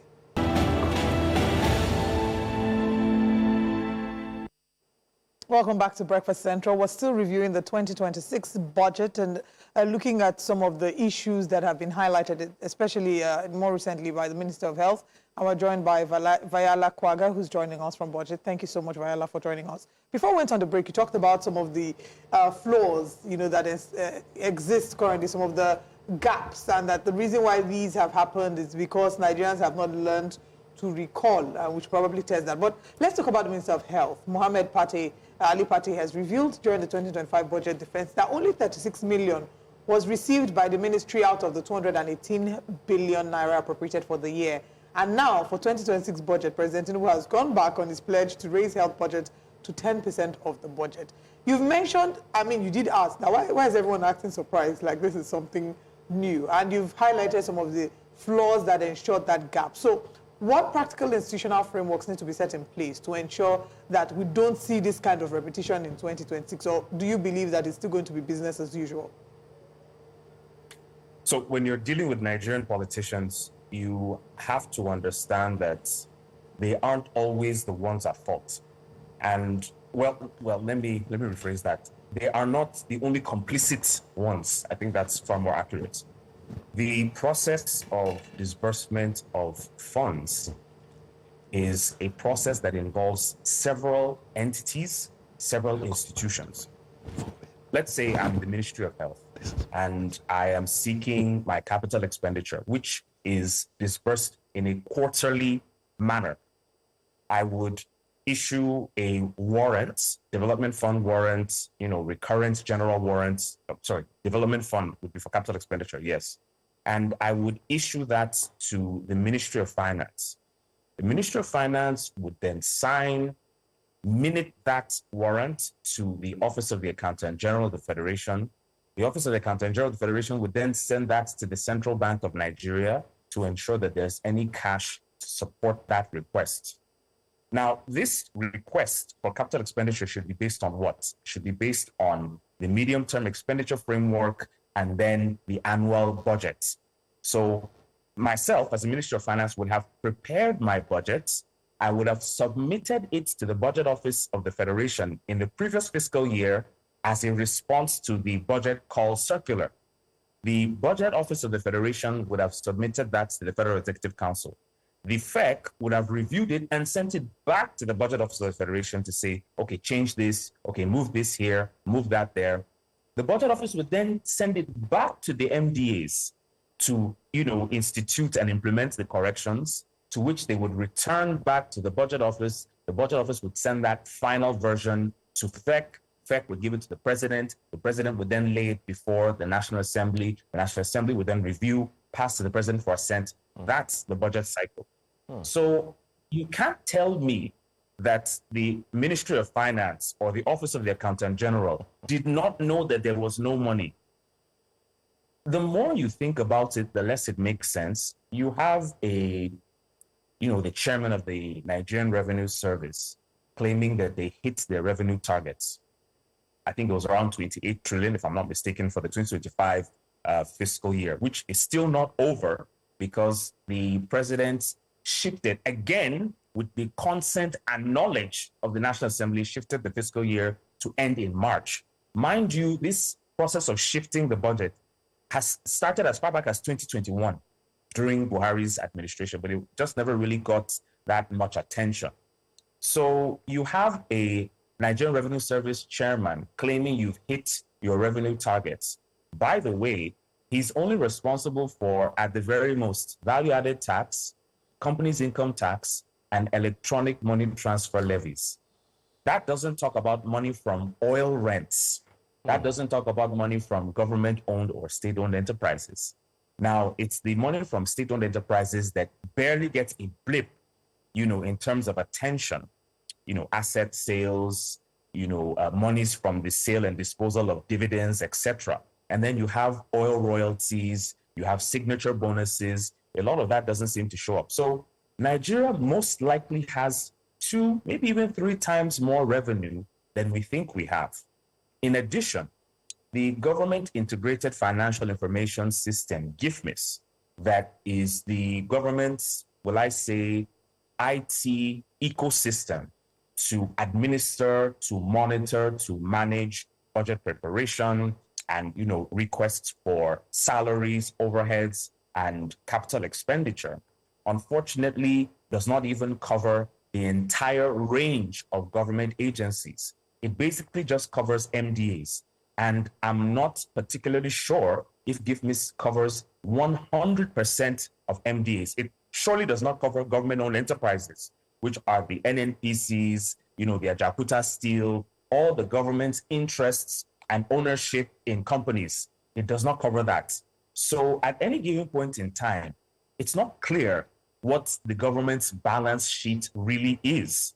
It's not clear what the government's net financial position really is. It's not very clear what the government's fiscal performance position really is, because all we get is budget performance. We are not really sure what our financial position is, what our financial performance has been for a particular fiscal year. So to answer the first part of your question, there are people that should be held responsible. And what needs to happen is for the president to ensure the buck stops at his table. It's always bizarre seeing politicians who make promises during their campaigns, only for them to become like pussycats when they become presidents. And it's because there are significant institutional forces. Remember when Okonjo-Iweala wrote a book, I think, where she said corruption fights back? Right. There are people that even the president may find difficult to deal with. I'm reading Dr. Charles Omole's book on Muhammadu Buhari, and as much as I found a lot of his policies abhorrent, it was an insight into the difficulties in leading a country like Nigeria that has a manifold number of elite interests. We are talking about hundreds, possibly, mathematically thousands of interests of persons that work in the civil service, of persons that work in government-owned enterprises, of party officials, of, politicians in your own party, of people in the justice system, the international, scene, that are all working at different purposes. So for us to solve this problem of disbursement, there has to be a clear signal by the president that information should be published, 1. 2, there should be a mechanism where consequences happen. I'm going to return to the Fiscal Responsibility Act. And I've said this on your show more than once. The Fiscal Responsibility Act has had all its penalties and consequences stripped from it. So for any infraction, for any violation of a rule, of a law, there is absolutely no punishment. There's no punishment for the Budget Office. There's no punishment for the Office of the Accountant General. There's no punishment for anyone. And this was deliberate because when the National Assembly at that time, 2006, late 2006, was passing the law, or early 2007, the civil society organizations that were providing assistance were told that we need to remove the penalties from this law unless it will not fly. So one of the first things we also need to do is amend the Fiscal Responsibility Act and insert punishments. There should be the full application of the civil service or public service rules, the public service rules, on all of these individuals. No one should be exempt from a punishment, whether it be the withholding of a salary, whether it be a suspension, whether it be, an outright firing, whether it be a firing with, your benefits still attached. There has to be the implementation of punishments. And this would involve the office of the head of service of the Federation. This would involve the secretary to the government of the Federation. This would involve the president. This would involve the Federal Executive Council. But the real problem, I think, and I'm going to round up now, is our political culture. Now, the political culture among the elites is one of short-termism and one of, some level of consensus. The only reason why Nigeria has not dismantled, as far as I'm concerned, is because the elites have some understanding that they need to pillage this country in a stable manner that favors them to the exclusion of everyone else. That's why you see the elites disregarding religion and ethnicity, things that the average Nigerian seems to be obsessed with. They disregard those things because they know it doesn't help their bottom lines in any way. So our political culture needs to change to the effect that enlightened self-interest needs to be something that is on the mind of politicians. How did developed countries get to that point? There was pressure from citizens. Now, I'm going to round up very quickly with this example. The Western Europe was able to sort of move from the feudal system, if you will, to industrialization and to a welfare state within a period of, say, 150, maybe 200 years. Now, that's a long time. But there was a critical juncture in the form of the Industrial Revolution that was able to free up a lot of capital, that was able to free up a lot of industry, and was able to give citizens that hitherto had nothing some form of wealth, some form of resources that they could fend for themselves and begin to make demands on what amounted to government at that time. So there does need to be some critical juncture. For some countries, it's industrialization. For others, it's, say, a revolution, for instance. I'm not saying Nigeria needs a revolution or can handle one, but I'm just trying to say that what needs to happen is a critical juncture. That can be manufactured. But the question is, are Nigerians interested? Are Nigerians willing to work together and look past their differences, which are meaningless if you look at them in the long term? I don't have an answer to that question. I'm sure nobody really would like to hold on to that, but possibly express answers to that question. Most importantly, for the Fiscal Responsibility Act, I think it's something we need to really look into. But time will fail us if we continue, but we look forward to have you again. This conversation is one that's so broad. We've seen governors spend more money on cars than on health of their citizens. We've seen more governors spend more money on bloated, so many things to talk about. But I want to say thank you for joining us, and we look forward to speak with you again. Thank you. Always a pleasure to be here. Thank you. Coming up next on Breakfast Central, we'll bring to you breakfast headlines.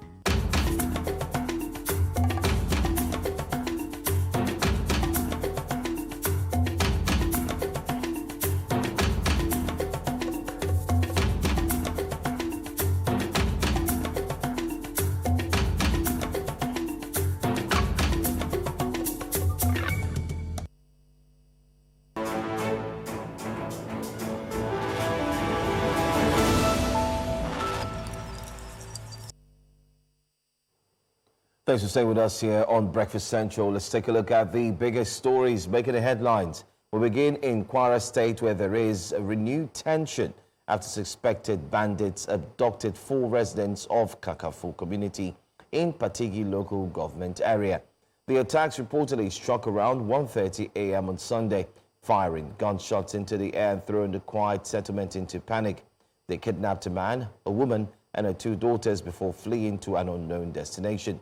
Residents say no lives were lost, but the community remains traumatized and fearful of another possible attack. Authorities say they are gathering details as security efforts continue in the area. Ahead of the August 8th governorship election in Osun State, the Independent National Electoral Commission, INEC, has cleared 14 political parties for the exercise, but the People's Democratic Party and Labour Party are notably absent. INEC's Osun State spokesman, Musa Ulurede, said the 14 parties successfully completed their primaries and uploaded the names and particulars of their candidates, including running mates within the stipulated deadline.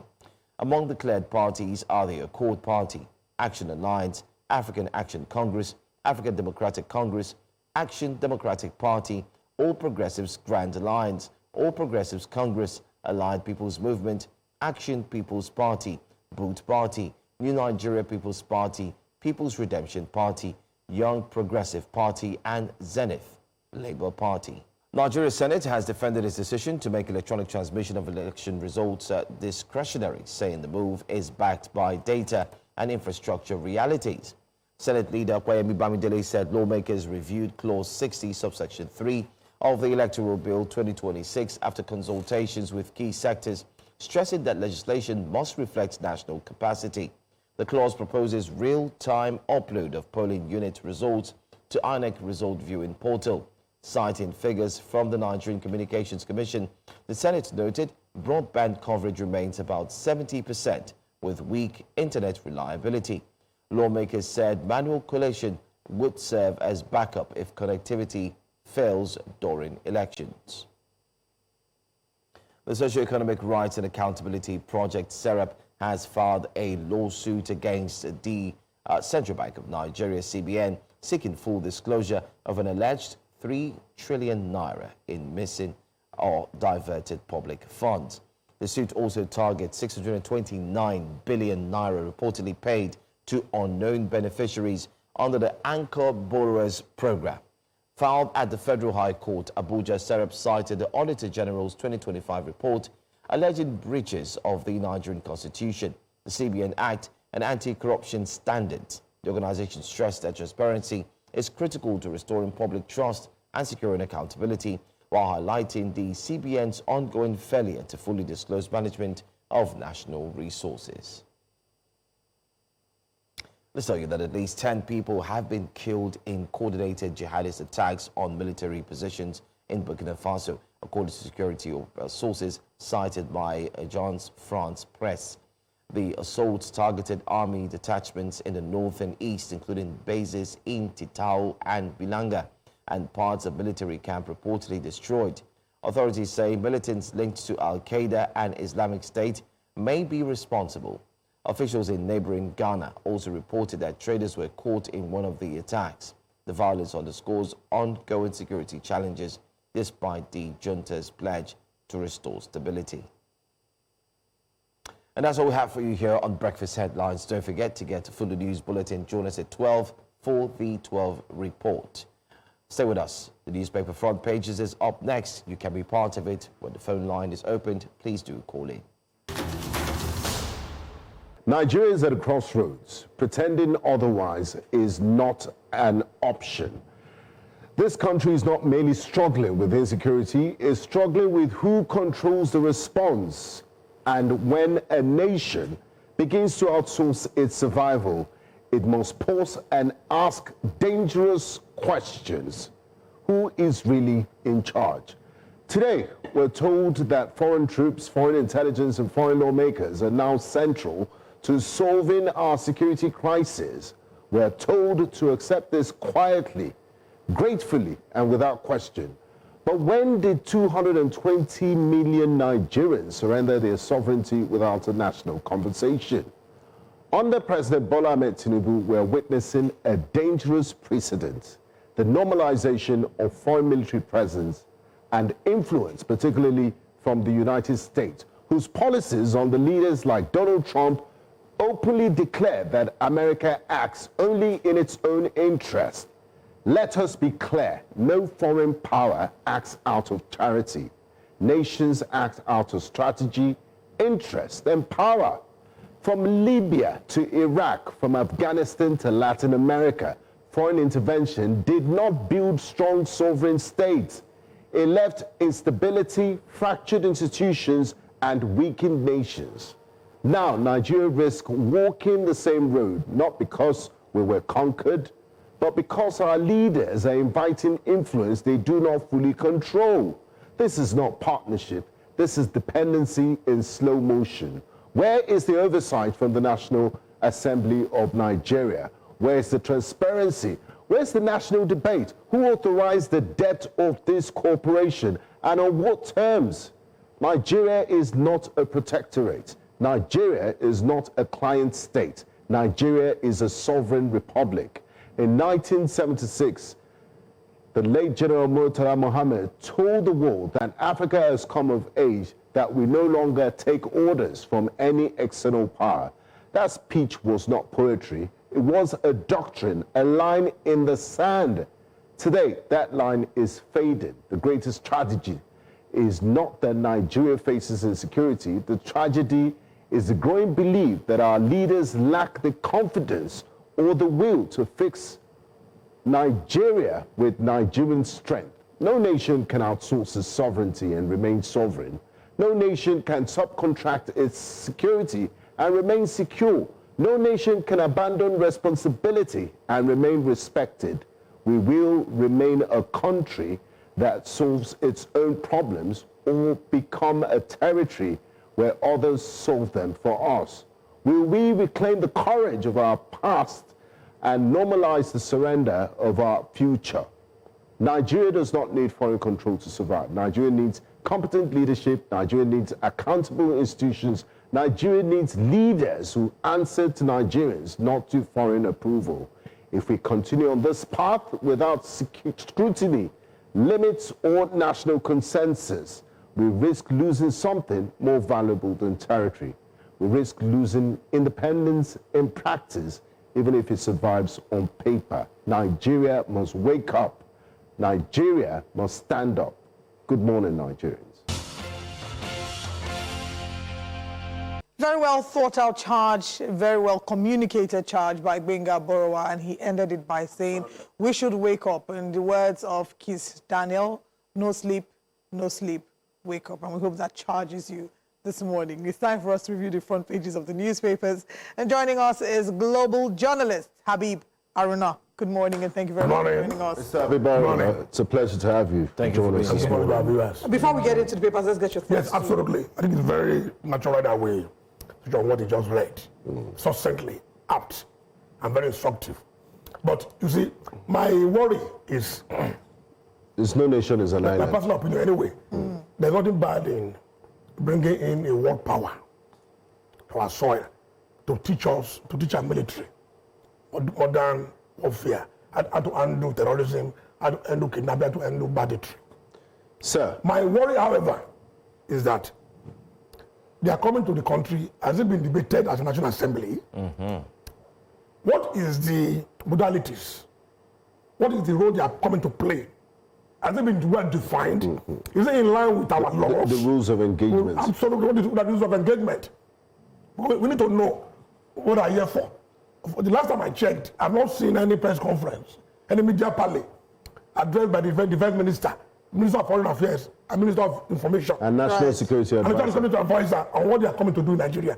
If there's no well-defined, clear-cut thing they are coming to do. So that's my worry. But if you look at it on the surface level, that is really nothing bad. Nah. In having a world power, I respectfully disagree with you, and I believe we're giving America too much credit. Because by saying a world power, as if the places they've been to, they've done a better job. America spent 20 years and trillions of dollars in Afghanistan only to replace the Taliban with the Taliban. They left with their tails stuck in between their legs when they left Bagram Air Base a few years ago. So that's just one of it. And as a student of history, as someone that follows history a lot, if you look at all the places that America has intervened militarily, they've always ended up worse off. So why are we not learning lessons from history? Former President Goodluck Jonathan, before the presidential elections, he lost to Muhammadu Buhari. There was an uptick in violence, in Boko Haram and terrorism, just before the elections. And then we hired the services of certain South African mercenaries. They were able to deal with them decisively. Election held, he handed over to President Buhari. I'm not saying a nation is an island, but we've seen the way these people, let's not, because we have problems, now seek help that will put us in more trouble. We are hearing the communication from the United States. It's Christian. I agree with what you are saying. Yes, they're making it a religious. But these people are not coming to Nigeria with their troops on the ground. They are. Over 200 American soldiers in Nigeria. It's a terrain I'm very used to. But there are 200 terrain you are delving into. That's my area, my masters. You see, they are not coming with their troops on the ground. They are coming to assist. Let me finish. They are coming to assist. In Iraq, they have troops on the ground. In Afghanistan, result of 911. In other places they've gone to, even in Gaza. But look at what they did in Gaza. Briefly, and they left. In Liberia, during the time of Ebola, they went there briefly and they left. They're not coming to stay here. And that's why I said my only worry is that there's no clear-cut definition since the Christmas of what they're coming to do here. Why so has there been an Nigeria. I don't think so. No, since the Christmas Day bombings, why has there been an uptick in violence? What we are saying is in Nigeria, the account of the Sokoto bombing, when they came into Sokoto, that you guys are killing Christians. So we open the door for them to see we're not killing Christians. At the same time, you cannot come and help us to destroy these people. They are not coming to stay. And when you say they are training Nigerian troops, Nigerian military officers are some of the finest trained in the world. We have professional soldiers. Just to help our soldiers. Look what this is very well. But my worry is that those in authority in Nigeria, and they should be debated at the National Assembly. Do we have the clear-cut definition framework of what they're coming to do? Won't it eventually be a base in Nigeria? That's the concern which you have. Because there talks about having a refueling base they're not coming to in Nigeria. You know what? Let's get into the papers properly and let our audience know that they can be a part of the conversation. Nigeria is sweet. We'll get to this Nigeria. Maybe we'll start soft. This is very important. Yeah, it is. Let's start a little softer. But we must mention to our audience that they can be a part of the newspaper reviews this morning. Just head to YouTube. We're streaming live on YouTube News Central TV Live to drop your thoughts. And let's begin with the Al Jazeera newspaper this morning, because I need to know what this means for the Labour Party and the People's Democratic Party. It says, Osun gubernatorial elections, PDP Labour Party missing as INEC clears Accord, ADC, APC orders to display candidate details across local government areas. What we're seeing here is that two parties are conspicuously missing. They explained that only 14 political parties that successfully concluded their primaries and uploaded the names and particulars of their candidates within the commission's stipulated time frame will participate This is why in the election. Governor Jackson Adeleke jackpot from the party. Because he had already seen the handwriting on the he wall. could see the future. So let's get your thoughts on No, this. he left the party because the party was in crisis. Yeah. The party was in factions. Yes. There's no way we would have been there to take that ticket. The effect is... But is Governor Alex Otti watching this? No. Because he's still a member of the Labour Party. The different scenario. PDP has been in shambles all this while. So Adeleke cannot contest one of the auspices of the party that is in crisis, that has no leader. LP, they debate entirely. Because the court and INEC have recognized Nigerian Osman as the leader of the party. So that is different. And I'm sure Alex Otti and his handlers, they are watching closely. They are watching closely. Mr. Alaba, and he said he's the consultant. But in Osun State, they have election in August. Osun State is a state to watch by Nigeria. The state that the president comes from. You know, Lagos is his base. His ancestral home. But he came from Osun State. And the APC is not hiding their disposition to take over that state. You know, from a very popular governor. Dancing was popular. I went to school in that state. I was in there for 7 years, and A-levels, Osun State, in a war. The man is very, very popular. So it will be difficult for you to dislodge him. But with the right candidate, APC picked the right candidate. Who did they pick? They call it Ambo. Okay. Was a commissioner under Adegbeshola from Ekire. It's popular. They did not to use Oyetola. Oyetola is not getting too young. So they pick someone that... Oyetola is already occupied in the Ministry of Blue Economy. He was given federal appointment before he joined the race. So he has some money in his kitty to spend. And the president is fully behind him. Is that why they are holding on the LGA funds? Or? No, well, it's part of politics anyway. Part of politics. But the man should go to court. The delegate should go to court. He has gone. He spent more time in dancing. And later but the other side is still did not do the needful. But it will be a place to watch between Oyetola and that Ambo of a guy. You know. It's not somebody. No. A different Ambo. I'm going to special. That's my guy. Okay. That's life. Okay, let's just take some stories on the front pages of the newspaper. Still on Al Jazeera newspaper, Akwa Ibom set to establish Electricity Regulatory Commission, concession power plant. Kaduna government launches gender-inclusive peace-building platform. Custom foils, cocaine smuggling. Hands over seized 1 billion naira package to NDLEA. Every week. Every week. Customs is working. And people are still smuggling. Why are Nigerian referees missing in major CAF and FIFA tournaments? Question mark, a big question that needs to be answered. Why e-transmission of results is not mandatory, Senate? Abuja residents groan under heat, power blackouts. Meanwhile, the Aso Rock is moving into the final solar. They are going off the grid. I saw a picture of the Minister of Power, Mr. Adilabu, last week. They put it side by side, two pictures juxtaposed. It was clutching on his power bank. But that one is normal now. That's an old one. It's an old clip. No, but they put up a new side by side, two different incidents. The new one, no power bank. Two power banks in his hand. Two now. Yeah. Wow. Well, as a minister of power, you have to be working with the instrument of office. And Nigerians must realize at the end of the day that all power belongs to God. Let's have Uche calling from Abia State. Good morning, Uche. Good morning, everybody. Good morning. Good morning. Please talk to us. Yeah, my brother Benga, you forgot to mention Libya. Americans went to Libya. Where is Libya today? On it, they are coming to help us. There is a saying in my place. It is the rat that is inside we call the rat that is outside. If our military do not do so certain, we are not going to win the war. America, they will leave us and go. We will remain the same. God bless you people.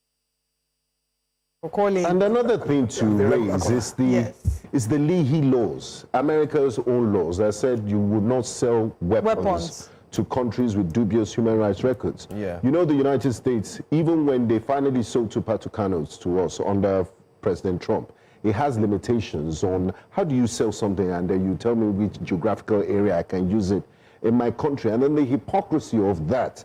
America is giving Israel weapons of mass destruction that they are using to decimate Gaza. The leading genocide scholars have called what is happening in Gaza a genocide. And then how dare they talk about Leahy laws and human rights? Just brazen hypocrisy. Don't go that side, bro. Yeah. Okay, you know what? Because it's about national interest. Let's go to the hottest let's talk about our own stories this national morning interest. and come back to our own national interest. And this time, we're looking at the front page of this Nigerian newspaper. On the front page of this Nigeria, wiretapping. El-Rufai fights dirty battle with Ribadu. It's dangerous for NSA's lines to be tapped. Ex-Kaduna governor alleges importation of toxic chemicals by Ribadu. Faces EFCC grilling today. He had said he would submit himself to the then EFCC on Wednesday, he's today. going to the ICPC. Yeah, recall that some days ago we did take it here on the show how he came into the country and there was an attempt to arrest him and he insisted on an arrest warrant, and he's blamed the NSA, NSA for being behind that, I believe. But still, let's look at the other stories and then we'll come back to talk about the big one. FCT poll, I'll support only candidates that support Tinubu, says Wiki. Wiki is a bit confusing. No, we need to know which party. Do you understand? So that's what's confusing for me. He says normal, but he's still advocating for the PDP. But which party does he belong to? Why is he still advocating for the He has told you clearly that... Continue the review. Let's start with El-Rufai since we don't have enough time. Let's get your thoughts on El-Rufai and then we can come to Wiki if we have time. You see, El-Rufai, as a political reporter, in someone I've known for long, interviewed, and when my guy was in government, we flew twice to Kaduna, twice. We even slept there once. Because ever was the governor of Kaduna, a strategic state in the north, actually northwest. This man was to be, this man, don't forget, came out during the heydays of Buhari. The power must move to the south.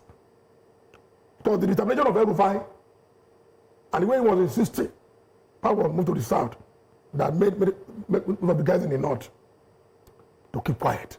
And yes, let's give it that thought. Implicitly, they now agreed that power must move to the south. It was based on that Tinubu got a ticket. And El-Rufai joined the campaign. Remember the famous video in London at Chatham House, the dinner, Delegates. dancing. Can you also remember Golololo Buga? That's it now. So at the end of the election, we are expecting that. He'll be a minister. He'll be a minister. Or maybe the Secretary General. He'll be the minister of power. But power play. Power change hands. Power play between Ribadu and the presidency. Ribadu is interested in the post-Tinubu presidency. And El-Rufai too is a man that of forces that you cannot trust. One is very amiable, two is very intelligent, and the first class. All these are very. Yeah. And ABU is someone that you know is in the room.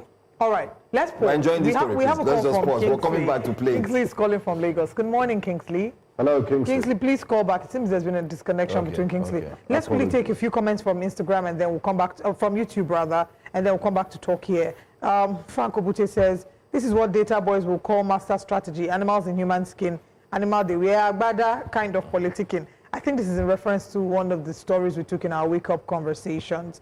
Annie Chinedu Brown says, imagine hearing from Al Jazeera that Agungu Fish Festival took place, a testament that insecurities are waning. Olumide Alade says, Nigerian politicians continue to speak passionately about the country's sovereignty, but can we truly claim sovereignty when bandits and criminal groups still terrorize communities across the nation?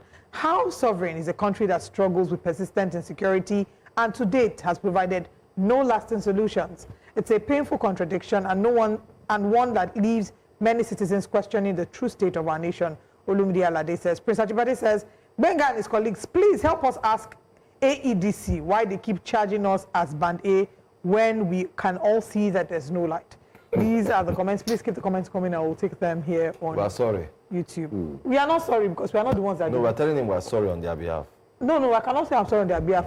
I'm not sorry on their behalf. They should come and defend themselves. Today is Monday, and the former FCT minister and also Kaduna State governor is meant to appear before the EFCC. And we now have this wiretapping episode and his squabbles with the... As I was saying, you see, El-Rufai is someone that he understands the game. He's a theatrist. He knows how to use the media to his advantage. So when he came in, they were not able to arrest him. Because his supporters went to the airport. Said, no, show us the arrest warrant. Now he escaped. Then what he did was to move media rounds. Al Jazeera, BBC, Allies, on the television. It was everywhere on TV. And it was, as usual, loquacious. Talking without looking at the implication of what he was saying. That they know how to tap the phone of the NSC. The NSC does not use ordinary phone. No, he didn't say he tapped it directly. No, he said they know how to get it. They asked him, he said we know how to get it. He said this is not difficult. But these things have national security implications. How can they will need to invite the phone him and tell of an us. NSA be tapped? The same way they stole his Hilux in the National Mosque in Abuja. The next thing he said that. So should Nigerians have confidence in the NSA? Have they been found? No, that is by the way. Are we sure that the NSA is capable of protecting Nigerians if the allegations of tapping his phone? Okay, how about the Hilux that they stole? Pardon? The Hilux. The NSA's Hilux in National Mosque in Abuja. That was true. That was true. That but person it's not linked to what this man that is saying. thief does not fear God. So what is going on is Nigerians are watching it because this man is saying many things, exposing many people. Some people saying that it's our own SPN files. They should be careful when this man exposes them. But the way it's going, I think El-Rufai should go and clear his name from the EFCC. El-Rufai is so popular in Kaduna. When he was in Kaduna, he messed up the time. Atrocities. Many journalists were not even seen. Can't see them again. Because they wrote something else, said something against El-Rufai. That is things that you should go and clear these allegations. Then the NDSS can now invite him to come and clear the air on how they're able to tap the phone of the NSC. So it's not political, but my warning and caution is that people should be careful with El-Rufai. El-Rufai is in the minds of the elite, the power brokers in the north. So you will say, Adetene, Kodeshewara, only Dawarano. So they should be very careful, meaning that the man he may not be able to do anything, but he can be a spoiler, ultimately. So they should handle it with care. In terms of security and corruption, they should face those things and stop going up and down. I mean, there are allegations at the moment. So he who has none to fear, works with a free mind. Or how wow, I like how you have just created your own quote. Wow, I don't know. Who has got to before the show started, you were saying you were learning colleague. I can now tell you. So all the quotes in this world, is it not somebody that created them? Please stop. Allow me to enjoy myself. Please quote your own. He who has said it again so that we can trademark it for you. It's fine. That time has gone. We'll rewind it and watch. Let's go to another story still on this Nigeria. Rising debt. Economists say $47 billion reserves misleading. As we speak, I think it's high time those in government really come out and explain to Nigerians what's going on. There's also clear explanation, especially from economists, letting Nigerians know that some of these numbers that we're seeing cannot be fully trusted. There are calls to the Nigerian Bureau of Statistics to also publish. They've been very quiet on many issues. Yes, on many issues. Why are you that they've not published a lot? Budget if you're not going to be giving us updates? Exactly. Why are you not doing your job? So there's a lot. What's your take? If you're telling your household that you're making more money, and it's not telling on them, it's not reflecting on them, and their way of life, to me, it makes no meaning. So they should tell us more. Our reserve is rising, foreign reserve is rising, and it's affecting the rate of the naira, I suppose, positively. But how is it affecting ordinary Nigerians on the street? That is the point. And why are we raising taxes. We're taxing more Nigerians, so we have more money abroad. These are the things I think should percolate positively to urban Nigerians. And let's not forget, too, that we also have challenge with our debt servicing. Our debt servicing has increased. Yeah, we're spending a huge chunk. And we're still borrowing. We just took a loan facility from Qatar a few weeks ago. So we're borrowing. Millions and of the debt dollars. servicing is increasing. I mean, there's a chart here that says the capital appropriation then in 2016 was 28.7 billion naira. Okay? If you come down to currently as we speak, 2025, it's now 218.0 billion naira in terms of capital appropriation in billions. And everybody's wondering, I mean, economists, I think also the economists should do Nigerians a favor. They need to really go all out and possibly have conferences, sessions to break down these things to Nigerians. I think the reality is being hidden, whether we like it or not, because you cannot be borrowing, but your debt servicing is increasing. You say you're making more money. I mean, we had a guest journalist. He talked about the 40.7 trillion that was made by one of the government agencies, saying that they've hit their quota. The president even come out to say, oh, we're not borrowing again. So it was like two different statements. You are borrowing again.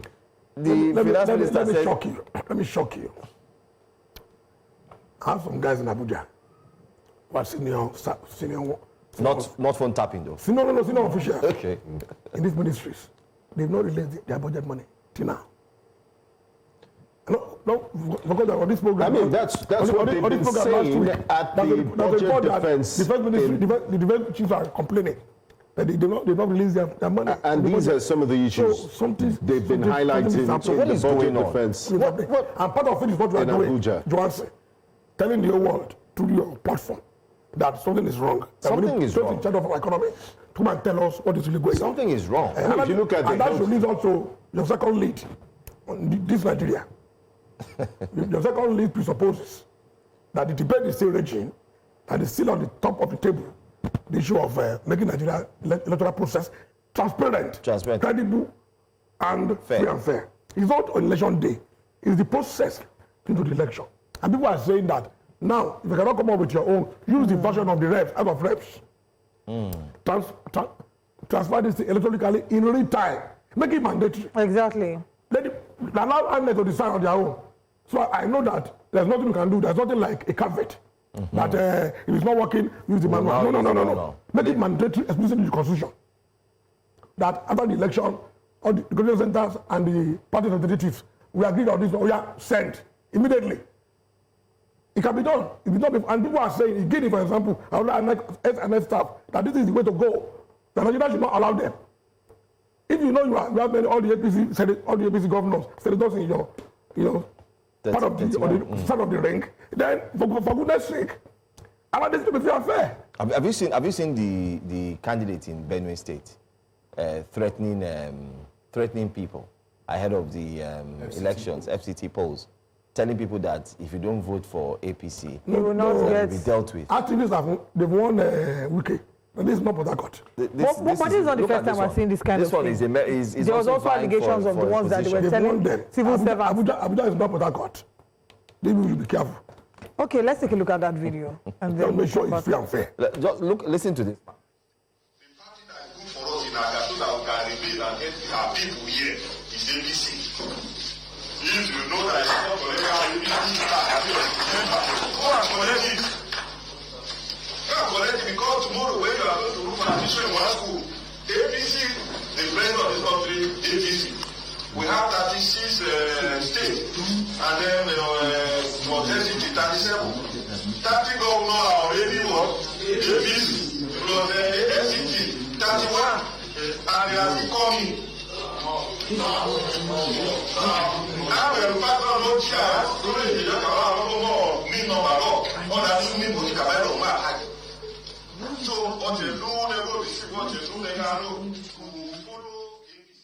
that's the Benue House of Assembly member telling people to vote for APC and not ADC, that if you don't vote for APC, you will not get jobs, you will not qualify to get all the gains and benefits that will come from the federal government in other words, it's like a threat. This one and the Agboros that go out. There's another video of ADC trying to set up their small gathering where they are going to celebrate, and then thugs came in and disrupted them.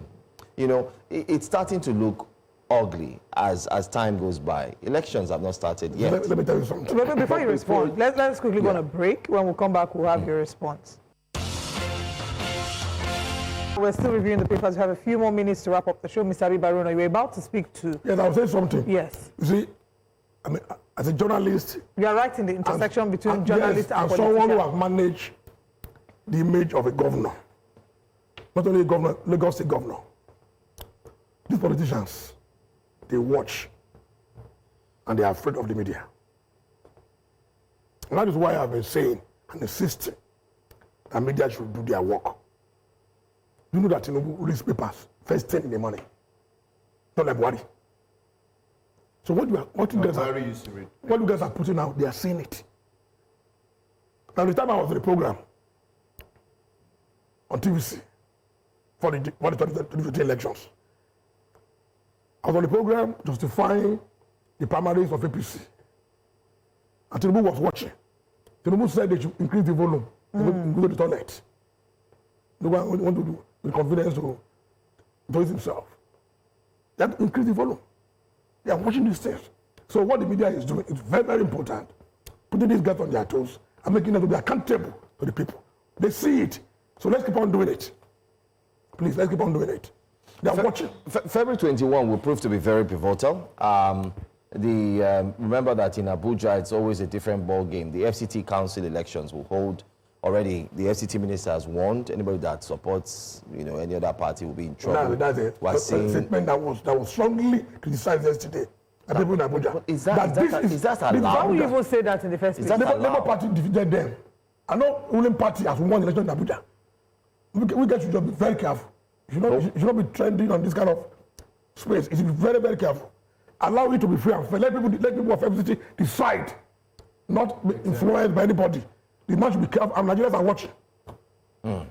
Okay, let's move to our final paper this morning, The Punch. The Punch has at the top there, we'll just take one story. We have 2 minutes to go, just 2 minutes. I think we'll just focus on National Assembly moves to shift presidential poll to February 13. What's your take? INEC releases dates. No, it's because of the fasting. We start fasting on Thursday. So people like us cannot drink tea again on the show. The next 1 month. Okay. So it's a normal thing. They came out with their timetable, which is normal. But I'm not sure they were mindful of some of the dates. So they've been reminded, and they're not consulting and go back to it so that to allow Muslims to fully participate. Okay. Yeah. So something it's that they can work on. It's clear. Well, on that note, we would wrap up Monday's edition of Breakfast Central. Yes, it's we been will. quite interesting, I must say. I want to say thank you to all who had dropped a comment or two, and those who also called in. Unfortunately, the other numbers couldn't get through. Thank you so much, Mr. Abibaruna, for being here. Thank you. See you guys tomorrow. Thank you, Olive, for being here. Thank you, Benga, for being here. Thank you so much. And I'd like to wish my wife a happy Valentine's Day in arrears. Yeah. Every day. If we end this show on a normal note, then Benga is not on set. You can give a shout out.